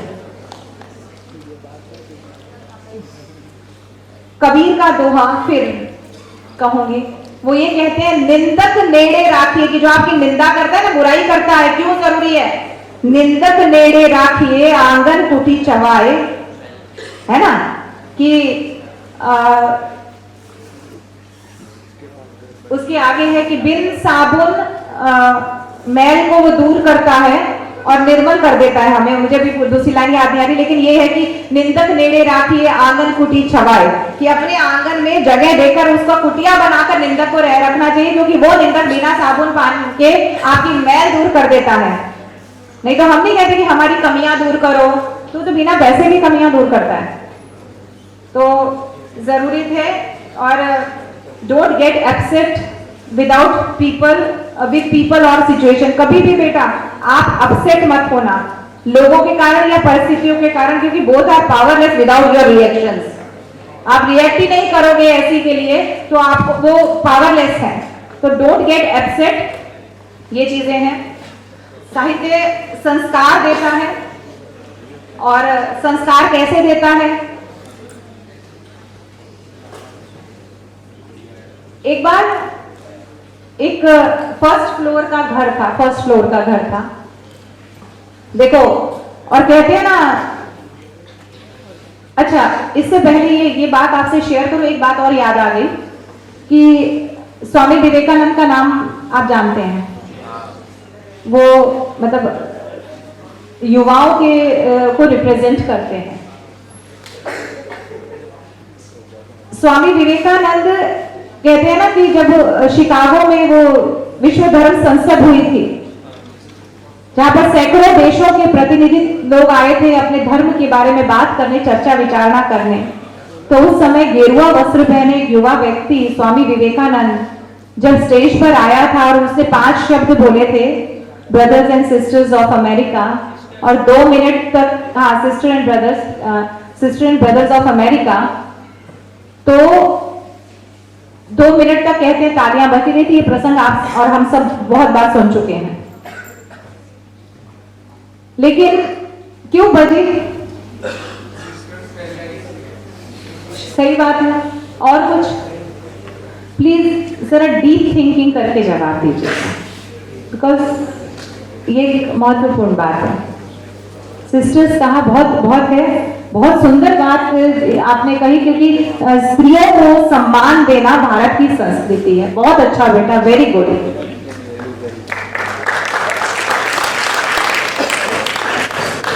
कहते हैं कि जब विवेकानंद स्टेज पर आ रहे थे तो वो सिर्फ विवेकानंद एक व्यक्ति नहीं आ रहा था, वो पूरी सनातन संस्कृति को, अपने देश के धर्म को वो अपने साथ लेकर आया था वो व्यक्ति।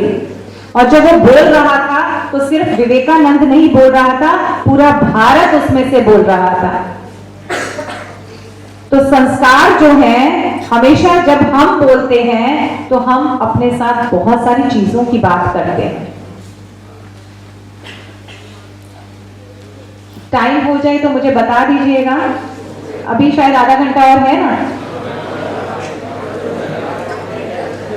चलिए, तो संस्कार देता है साहित्य, और संस्कार क्यों जरूरी है ये आपको बताती हूँ।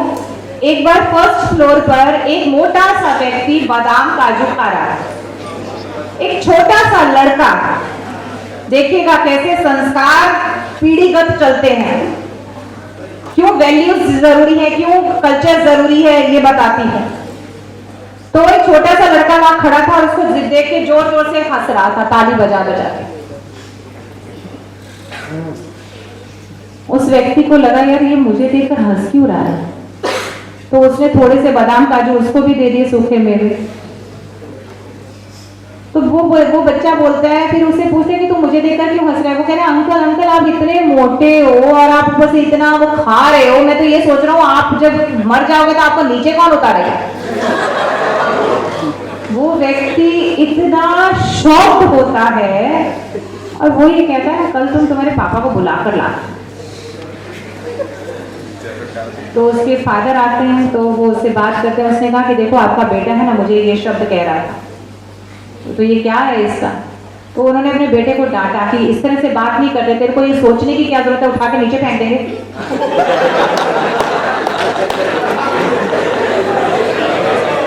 वो व्यक्ति बहुत शॉक्ड हो गया। तो उसने कहा कि आपके पिताजी भी हैं? बोले हाँ हैं। तो बोले बुला के लाइएगा। तो वो अगले दिन अपने पिता को लेकर आता है। तो वो व्यक्ति अब बराबर गुस्से में भरकर बोलता है कि देखो आपका पोता भी इस तरह से बात करता है, आपका बेटा भी बात करता है। तब दादा को बहुत महसूस होता है कि ये गलत कहा है और वो उन दोनों को बहुत डांटता है और फिर कहता है कि तुम क्यों ऐसा सोचते हो? इतना सब सोचने का नहीं, जला देंगे ऊपर इस पूरे घर।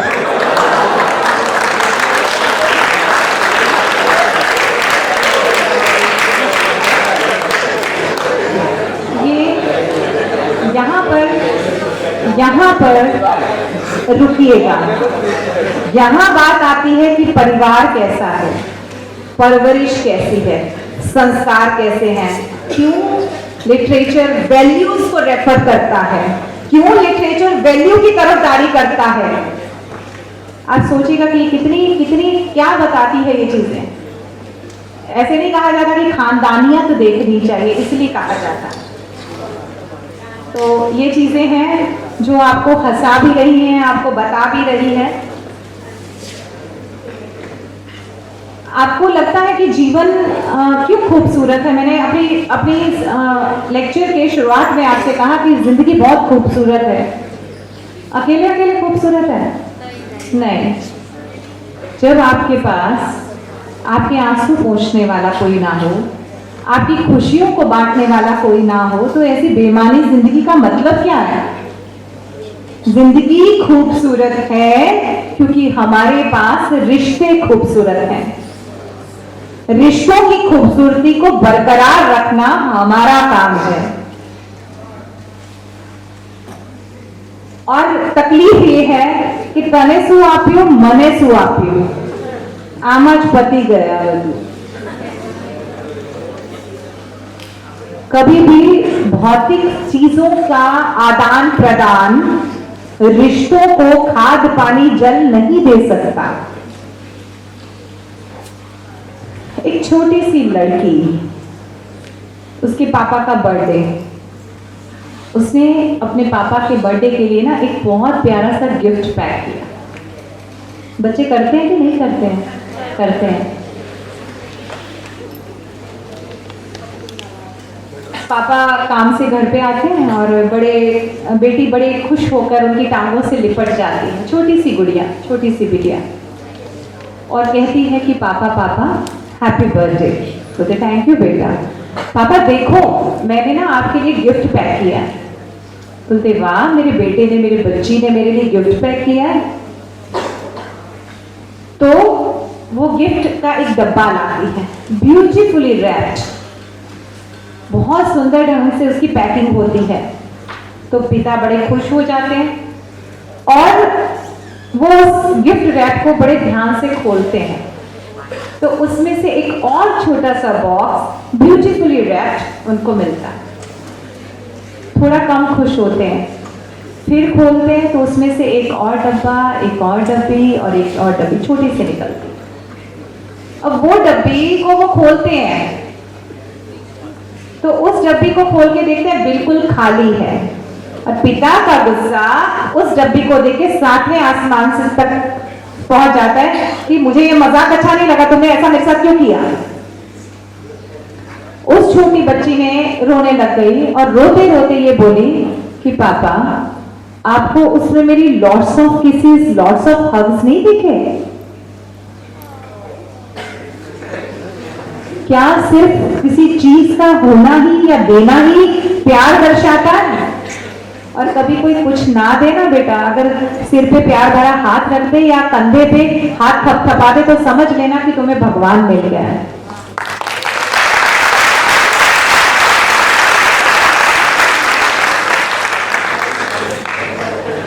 इसी के साथ एक छोटी सी घटना है कि एक पिता नई कार लेकर आता है, हाँ नई new brand car, white colour की, चमचमाती, नए मॉडल की। अब वो देखता है कि उसका बेटा जो है ना उस कार पे पेन की नोक के साथ कुछ लिख रहा है ऐसे।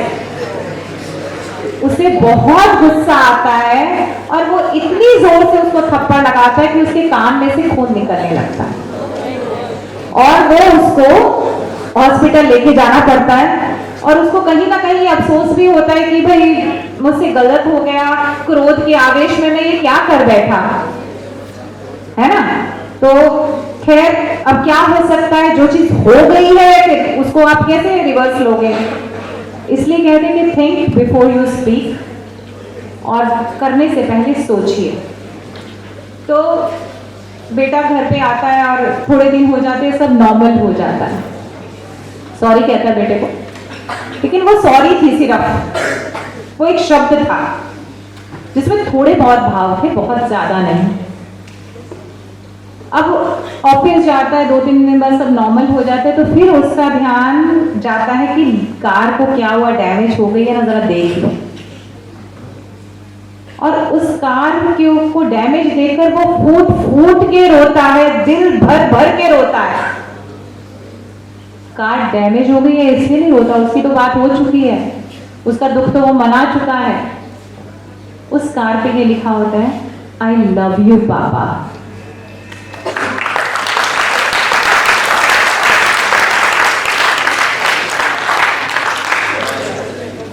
तो बहुत शर्मिंदा होता है। और ये जो बिखराव आ गए समाजों में, परिवारों में, और लोग कहते हैं ना कि भी संयुक्त परिवार टूट रहे हैं, है ना। अब दादा दादी नाना नानी साथ नहीं रहते हैं, अब कहते हैं ना न्यूक्लियर फैमिलीज हो गई हैं।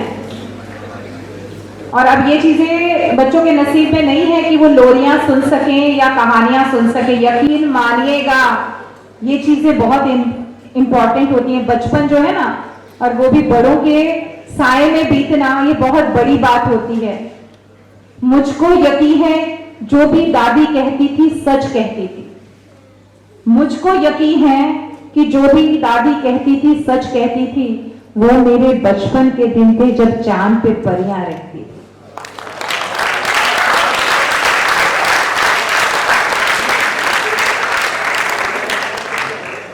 तो एक जगह मतलब एक जगह पर एक व्यक्ति अपने पड़ोस में, नहीं जैसे हमारे घर कोई आता है हम पास पड़ोसियों से बात करते हैं, तो एक व्यक्ति है मेरा, है ना, सुनिएगा, छोटा बेटा शिकागो में है, जाना है।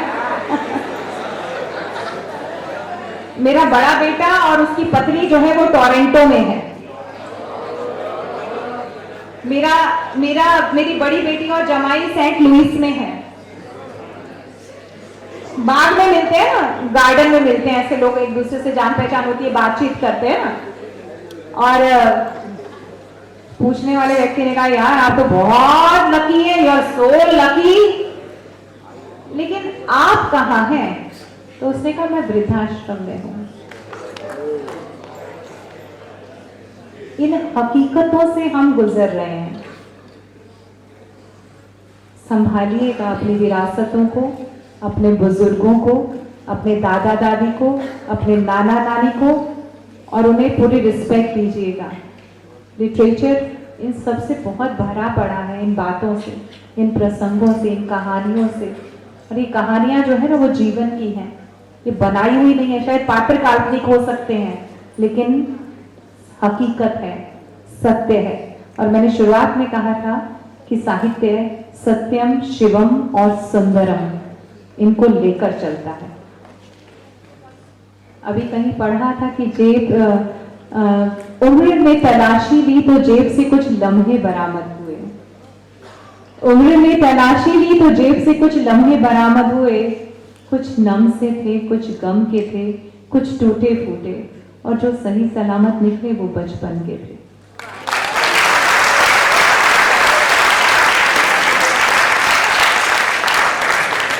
मुझे अच्छा लग रहा है कि मेरे सामने जो प्यारे प्यारे बच्चे बैठे वो मुस्कुरा रहे हैं, खुश हो रहे हैं, है ना।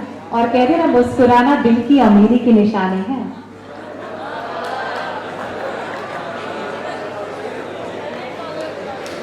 और सही कहा है कि जिंदगी की तपिश को मुस्कुरा कर देखिए। सुनिएगा, जिंदगी की तपिश को मुस्कुरा कर देखिए, क्योंकि धूप कितनी भी तेज हो ना तो समुंदर सूखा नहीं करते।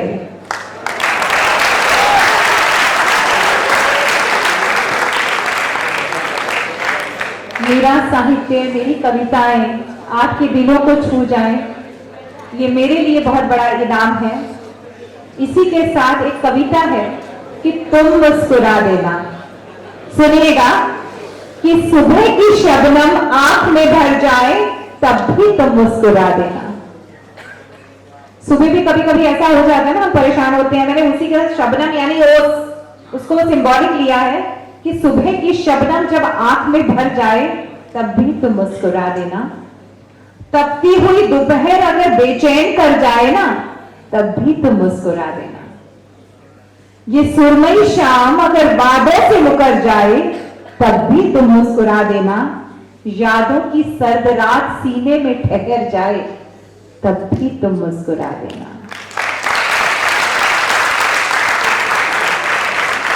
खुशियों की गली से दर्द गुजर जाए, समझिएगा, हाँ, खुशियों की गलियों से दर्द गुजर जाए तब भी तुम मुस्कुरा देना। अगर प्यारा सा कोई ख्वाब बिखर जाए ना तब भी तुम मुस्कुरा देना। और लास्ट पंक्ति, अगर मेरी ये गजल दिल में उतर जाए ना तब भी मुस्कुरा देना।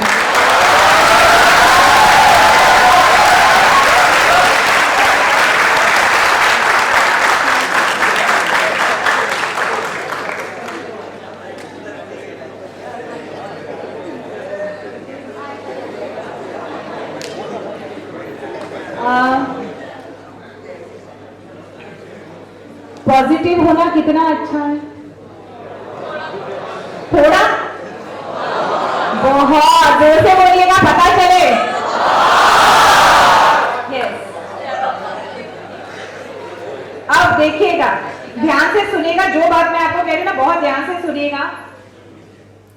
सुकरात का नाम सुना है? सोक्रेटिस। यस, एक, चलिए नहीं भी सुना है कोई बात नहीं। सोक्रेटिस जो है वो बहुत बड़े फिलोसफर थे।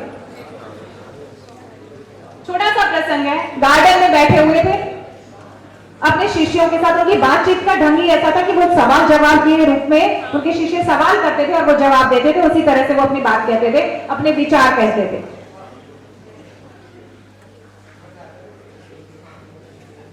तभी वो बातचीत कर रहे थे, तभी एक ना अजीबो गरीब कपड़े पहना हुआ एक ज्योतिषी वहां आया, एस्ट्रोलॉजर, और आकर उनके पास यूं खड़ा हो गया। अब एक अनजाना सा व्यक्ति जब आसपास आ जाए तो अपने होता है ना कि हम उसको ऐसे देखते हैं क्वेश्चनेबल नजर से, प्रश्न सूचक निगाहों से। तो देख रहे थे भी ये कौन है, अजीबो गरीब कपड़े पहनकर आ गया।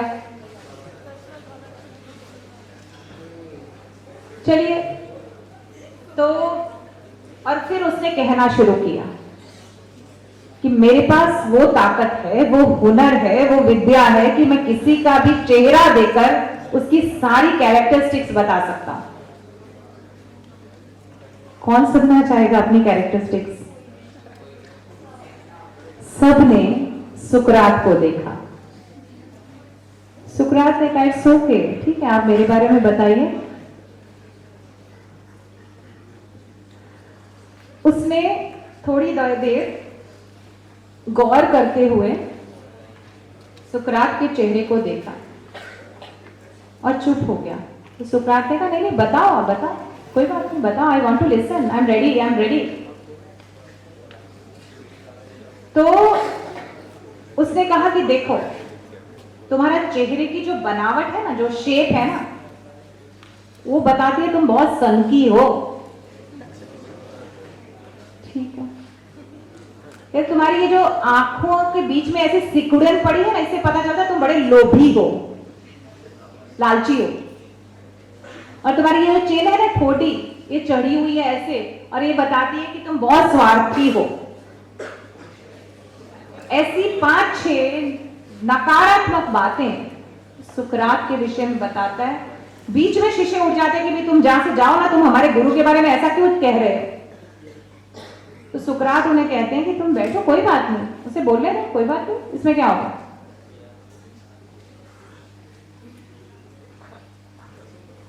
फिर ऐसी ही वो 2-4 बातें मायूस कर देने वाली या नेगेटिव बातें वो कहता है।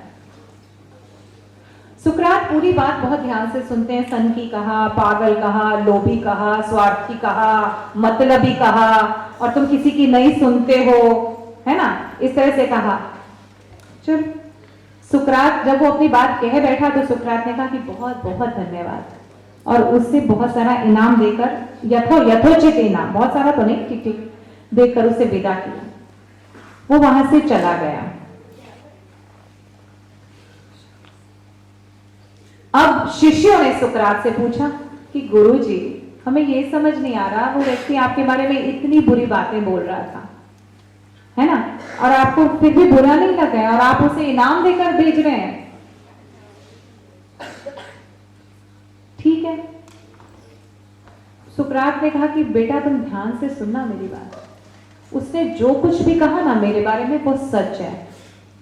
सभी शिष्य जो है ना बहुत हैरान हो गए, स्तब्ध हो गए, तो ये क्या कह रहे हैं, हमारे गुरु तो ऐसे नहीं है।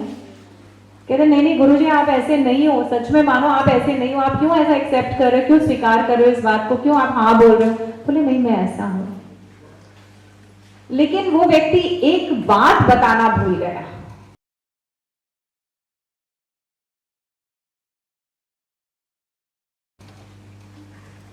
उसने मेरे बारे में जो कहा वो सच है, लेकिन एक अहम बात वो बताना भूल गया कि मेरे में ये सारी कमियां हैं, ओके, लेकिन इन कमियों को मैं जिस विवेक से हैंडल करता हूं ना, उसके बारे में उसने नहीं तुम्हें बताया। कि कमियां हैं, कमियां हर इंसान में होती हैं, लेकिन हम किस तरह से उसको ओवरकम करें, किस तरह से हम अपनी आलोचना को भी हम पॉजिटिव लें, किस तरह से हम अपने कॉन्फिडेंस को गिरने ना दें, किस तरह से हम अपनी इंफीरियरिटी कॉम्प्लेक्स से बचे रहें, ये सारी चीजें। अब सुकरात कितना बड़ा व्यक्ति, और वो ये कह रहा है कि उसने ये चीज नहीं देखी कि मैं अपनी इन कमियों को कैसे ओवरकम करता हूं। That is power of positivity. तो आप अपना रिमोट अपने हाथ में रखें, ये भी हमें पता चलता है, ये भी चीज है। सकारात्मकता कैसे आती है और लिटरेचर कैसे लाता है, कैसे वो बोलता है कि आ गए तुम, द्वार खुला है अंदर आओ। कैसे वेलकम कर रहा है लिटरेचर कि आ गए तुम, द्वार खुला है अंदर आओ, पर तनिक ठहरो, रुकना जरा, रुकना, रोक रहा है यहां पर। देवटी पर पायदान पर, मुझे लेखिका का इसकी कवित्री का नाम नहीं पता, पर ये कविता मुझे बहुत पसंद है, इसलिए मैं आपके सामने कर रही हूँ। और नकारात्मकता को कैसे बाहर छोड़ने के लिए कविता प्रेरित करती है, आप ध्यान दीजिएगा। वो वेलकम कर रही कि आ गए तुम, द्वार खुला है अंदर आ जाओ, पर तनिक तनिक ठहरो, ड्योटी पर पड़े पायदान पर अपना अहम झाड़ आना। ये जो पायदान पड़ा है ना, उसके ऊपर अपना अहम, नहीं धूल लगती है तो झाड़ते हैं, झाड़ आना। मधुमालती बेल है, बेल है, आप जरूर देखिएगा, प्लीज नाम जरूर देखिएगा। मधुमालती, चंपा, चमेली, गुलाब, सूरजमुखी, गेंदा, है ना, ये बहुत सारे फूल है। प्लीज थोड़ा नेचर से जुड़े रहिएगा कि मधुमालती लिपटी है मुंडेर से, अपनी नाराजगी भी वहीं उड़े लाना। वो बेल लटकी हुई है मुंडेर पे, अपनी नाराजगी भी वहीं उड़े लाना।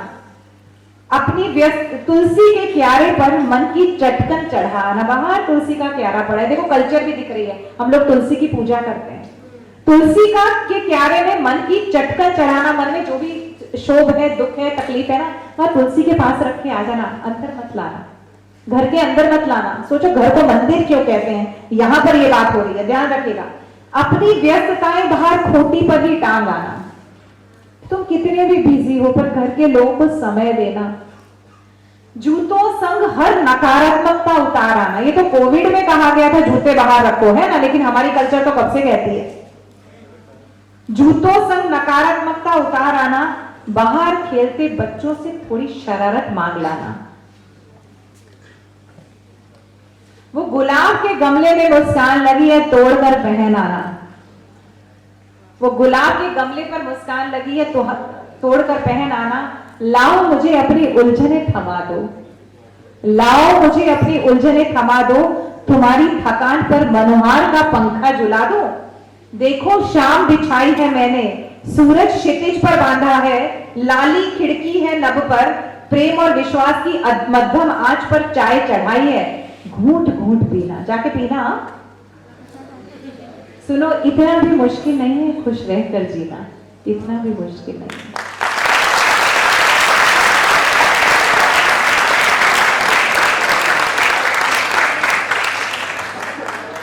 तो मुझे लगता है कि आप धीरे धीरे इन सब चीजों से जानकार हो रहे हैं, कर रहे हैं।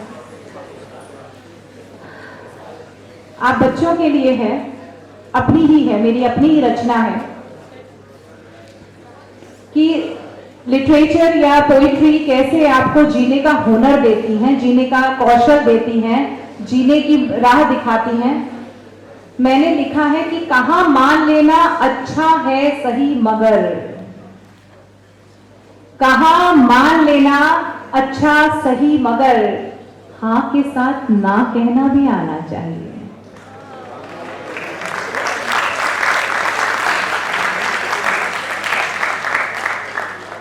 बहुत कह ली बहुत सुन ली सबकी, बहुत कह ली बहुत सुन ली सबकी, अपनी मस्ती में बहना भी आना चाहिए।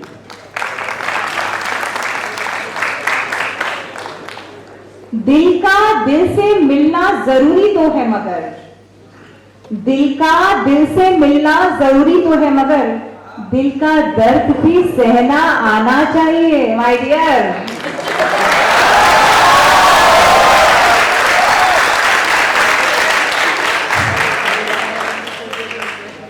सुनिएगा, प्यार तो हो जाता है पहली नजर में, मगर प्यार तो हो जाता है पहली नजर में, मगर दिल में रहने का सलीका भी आना चाहिए।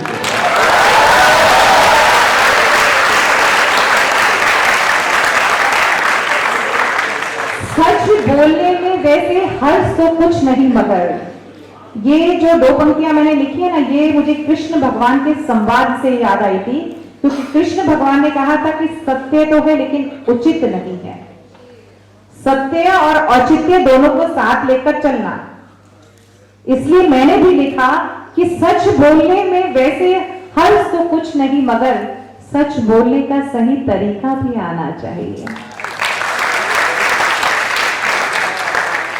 कमाने के लिए बाहर जाना जरूरी तो है, मगर कमाने के लिए बाहर जाना जरूरी तो है, मगर सांझ ढले अपने घर लौट आना चाहिए।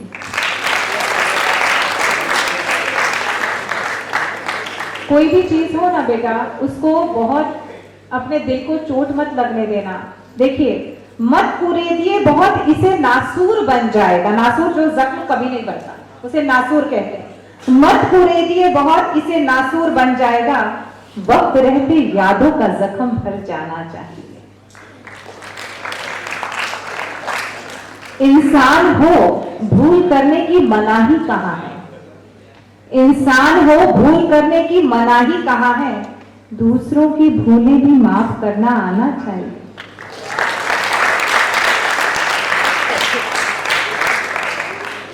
कुछ तोड़ देने में वक्त कहां लगता है, साहित्य सहेजता है रिश्तों को। इसलिए कहा है कि बहुत समय नहीं लगता तोड़ने में, तू अपने रास्ते मैं अपने रास्ते। कुछ भी तोड़ देने में वक्त कहां लगता है, कुछ रूठे रिश्तों को मनाना भी आना चाहिए।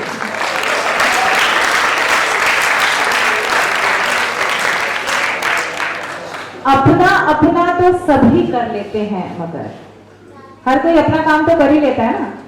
अपना अपना तो सब आखिर सब कर ही लेते हैं, मगर इंसान हो तुम्हें दूसरों के काम भी आना चाहिए।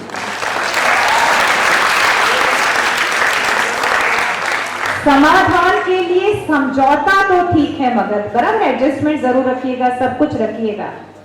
समाधान के लिए समझौता तो ठीक है मगर उसूलों के लिए टकराना भी आना चाहिए।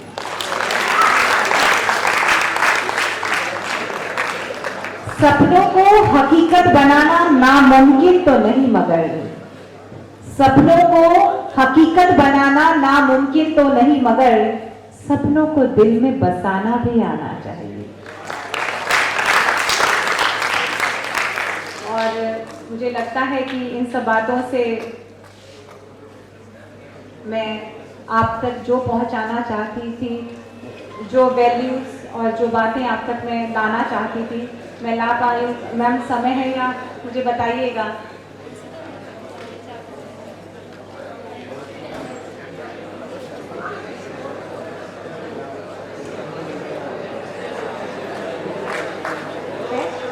चलिए, बोर नहीं कर रही हूँ मैं। अच्छा, आप कितने लोग मानते हैं कि जीवन की बात है ना, आप कितने लोग मानते हैं कि जीवन में थैंक यू, सॉरी और ब्लेसिंग्स इनका महत्व है? और सबसे ऊपर माँ बाप के आशीर्वाद का महत्व है। चलिए, हमेशा कहना मानना।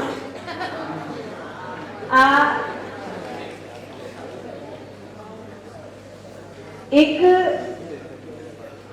बूढ़ा पिता और उसका बेटा, पिता डेथ बेड पर थे, मतलब बस तैयारी थी। सुनिएगा, ध्यान से सुनिएगा।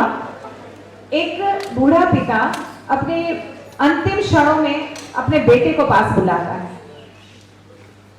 और ये कहता है कि देख बेटा, मेरे पास कोई पैसा तो नहीं है, कोई धन दौलत भी नहीं है, पर मैं तुझे ये आशीर्वाद देता हूं कि तू अगर धूल में भी हाथ डालेगा ना तो तेरा सोना उपजेगा। ये ब्लेसिंग देकर, ये आशीर्वाद देकर पिता आंखें मूंद लेता है हमेशा के लिए, और बेटे ने सिर झुकाया और आशीर्वाद लिया और पिता ने अपने प्राण त्याग दिए। अब पूरे घर का जो भार है वो बेटे पर आ गया। उसने एक छोटी सी दुकान खोली, है ना, उसने एक छोटी सी दुकान खोल ली और धीरे धीरे उसका जो व्यवसाय है, जो उसके दुकान है, वो जो है वो बहुत आगे बढ़ने लगा और उसकी गणना, उसकी गिनती शहर के धनवान व्यक्तियों में होने लगी। उसको ये अंदर ही अंदर था ये बात, उसने किसी से, मतलब वो अंदर अंदर ये महसूस कर रहा था कि मेरे फादर ने मुझे जो ब्लेसिंग्स दी है ना, वो उसका प्रताप है। ये जो आशीर्वाद मुझे दिए, ये चीजें है ना, देखो, प्रार्थना, आशीर्वाद, ये दिखाई नहीं देते मगर इनका असर जो है ना वो दिखाई देता है। तो उनको हमेशा ये लगता था कि भी मेरे पापा ने, मेरे पिता ने मुझे जो ब्लेसिंग्स दी है ना, ये उसका मतलब वो है। और पिता को जो है वो सारी उम्र उसने दुख झेला, लेकिन ना तो उसे धीरज खोया, ना उसने अपनी श्रद्धा उठाई, ना उसने अपनी ईमानदारी से वो काम करता रहा। इसी के कारण उसकी वाणी में बल आया और वो सत्य पड़ी मेरे ऊपर, क्योंकि ये सत्य का प्रताप था, ये ईमानदारी की ताकत थी कि उसने जो बोला उसका वजन ईश्वर भी देता है, कोई और ना देखे लेकिन वो देखता है। तो उसने हमेशा वो ये कहता था कि भाई मेरे पापा के कारण, कोई भी उसको कहता था कि नहीं मेरे पिता का आशीर्वाद है मेरे पर, तो वो कहते कि, तो कई लोग होते हैं ना कि आप कहो तो वो आपकी बात नहीं मानते हैं। तो उसको कहा कि तेरे पापा के पास क्या था, तू तो खाली बातें करता कि आशीर्वाद लगे, तो उसको खुद क्यों नहीं मिला, वो इतना ईमानदार था। तो वो कहते हैं कि मैं पिता की ताकत की बात नहीं कर रहा हूँ, उसके आशीर्वाद की ताकत की बात कर रहा हूँ। तो मेरे पापा की ताकत की बात करो, मैं मेरे पिता के आशीर्वाद की बात कर रहा हूँ।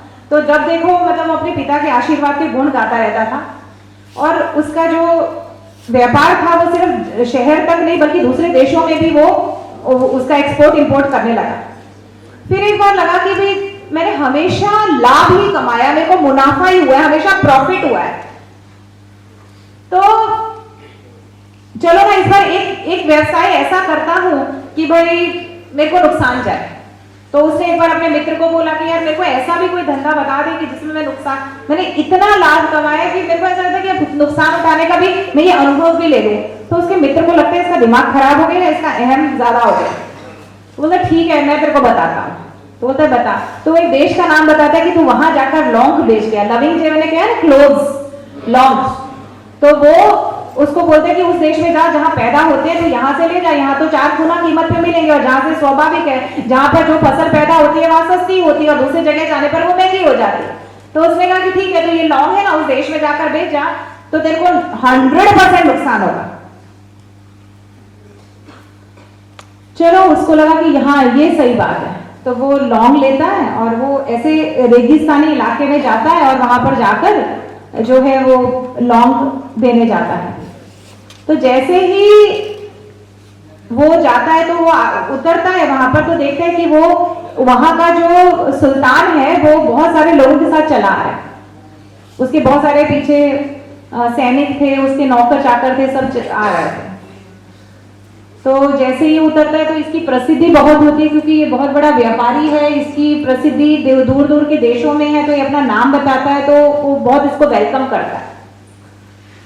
तो बोलता है कि अब ये उनसे पूछता है, ये व्यक्ति, ये बेटा उससे पूछता है कि आप यहाँ कैसे? तो उसने कहा कि ना देखो ना, मैं और आपके साथ इतने लोग यहाँ क्यों, आप क्या कर रहे हो यहाँ रेतीले इलाके में, आप क्या कर रहे हो? और वो लोग छानी ले लेकर, चढ़नी जिन्हें कहवाए ना, छानी, उसको ले लेकर, छलनी जिसको हिंदी में कहते हैं, और वो ले लेकर घूम रहे थे। तो उसने ये पूछा कि आप ये क्यों, ये सब क्या कर रहे हैं? तो बोलता है कि मेरे को है ना, देखो एक फकीर ने आशीर्वाद के रूप में एक अंगूठी दी थी, एक फकीर ने, ऐसा कहता है, फकीर ने अंगूठी दी थी, वो गुम गई है, तो मैं उसको ढूंढ रहा हूँ। तो इसने कहा कि बहुत कीमती थी क्या? तो वो बोलता है कीमती नहीं थी, पर उसने मुझे आशीर्वाद के रूप में दी थी, और मुझे लगता है कि उसका आशीर्वाद मेरे साथ है और मुझे वो चीज फील होती है। तो बोलते हैं कि आप सही कह रहे हो, आशीर्वाद में बहुत ताकत होती है। तो इससे पहले भी, हाँ, अब यहाँ के बीच की और एक बात रहेगी कि वो ये पूछा कि तुम यहाँ क्या करने आए हो? तो बोलता है मैं लॉन्ग बेचने आया हूँ, लविंग क्लॉथ्स। तो बोलता तुम यहाँ बेचने आए हो इतने महंगे खरीद कर? यहाँ तो प्रोडक्शन होती है, पैदा होते हैं यहाँ पर, हम फसल ये होती है, तो आप ये यहाँ तो आपको नुकसान होगा। कहना नहीं, मेरे पिताजी ने मुझे आशीर्वाद दिया था कि भाई तू धूल में भी हाथ डालेगा तो सोना निकला। कहते कहते वो यूं धूल उठाकर हाथ देखते तो वहीं पे अंगूठी निकलती है।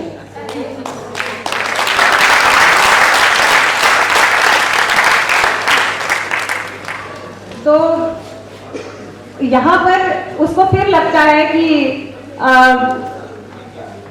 मतलब कि वो सचमुच सोना निकला इस बार। तो पहले तो कहता था पैसों में मिलता था, सचमुच सोना निकल गया। तो वो फिर याद करता है कि मेरे पिता ने मुझे आशीर्वाद दिया था। और फिर वो कहता है कि वो जो सुल्तान है वो उसको ये कहता है कि तू ये जो लौंग लेकर आया ना, इसके मैं तुझे 10 गुना भाव दूंगा।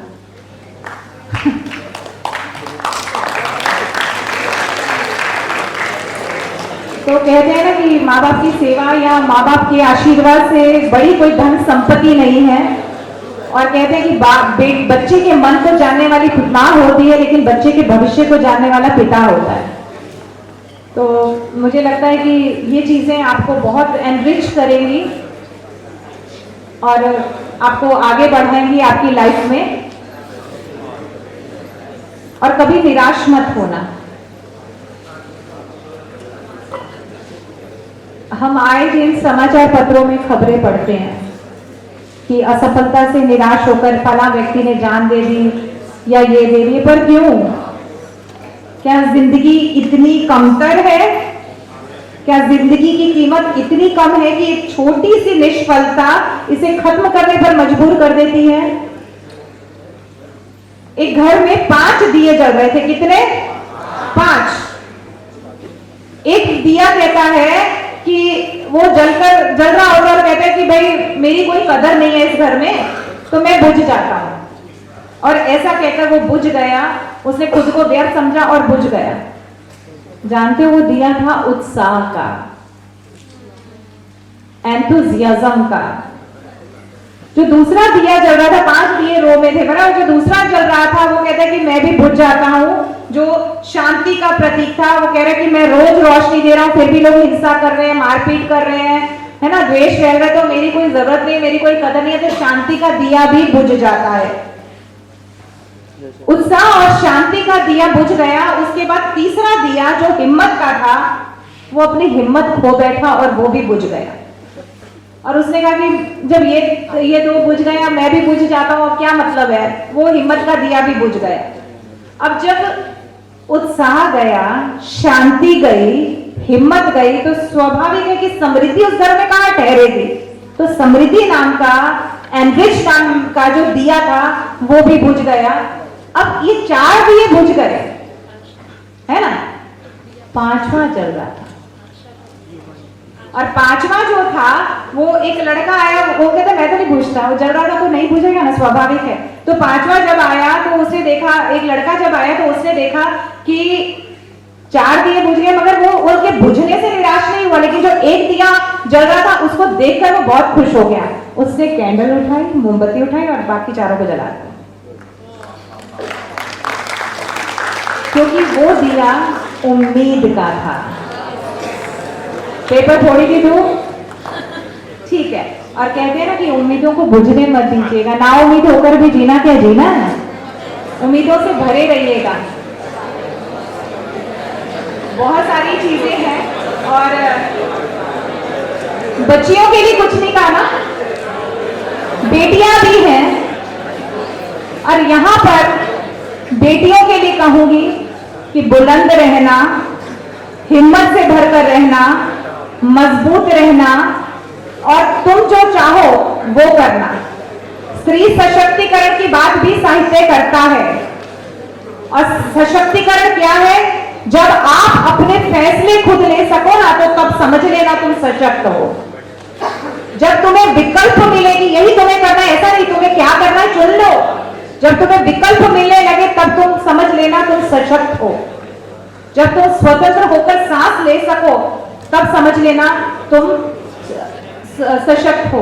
मुझे अमिताभ बच्चन की पिंक पिक्चर की एक कविता, वो आप सबको बहुत पसंद आएगी, और वो ये है, तू खुद की खोज में निकल, तू किस लिए उदास है। और बेटियों के सामने तो बहुत सारे प्रश्न होते हैं वैसे भी कंपैरेटिवली, तू खुद की खोज में निकल, तो किस लिए हताश है, तू चल, तेरे वजूद की समय को भी तलाश है।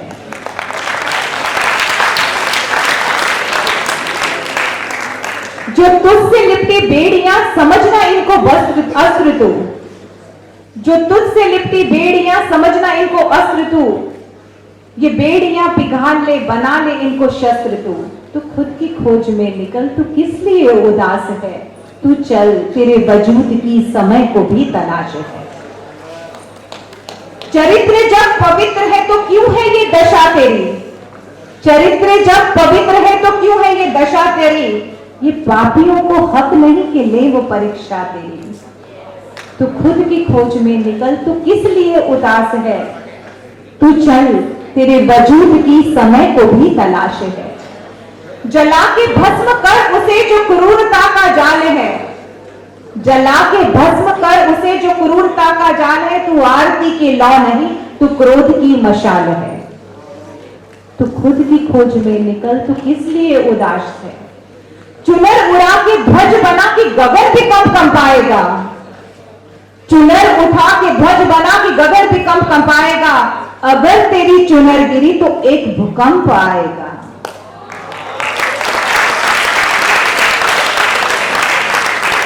तू खुद की खोज में निकल, तू किस लिए उदास है, तू चल, तेरे वजूद की समय को भी तलाश है।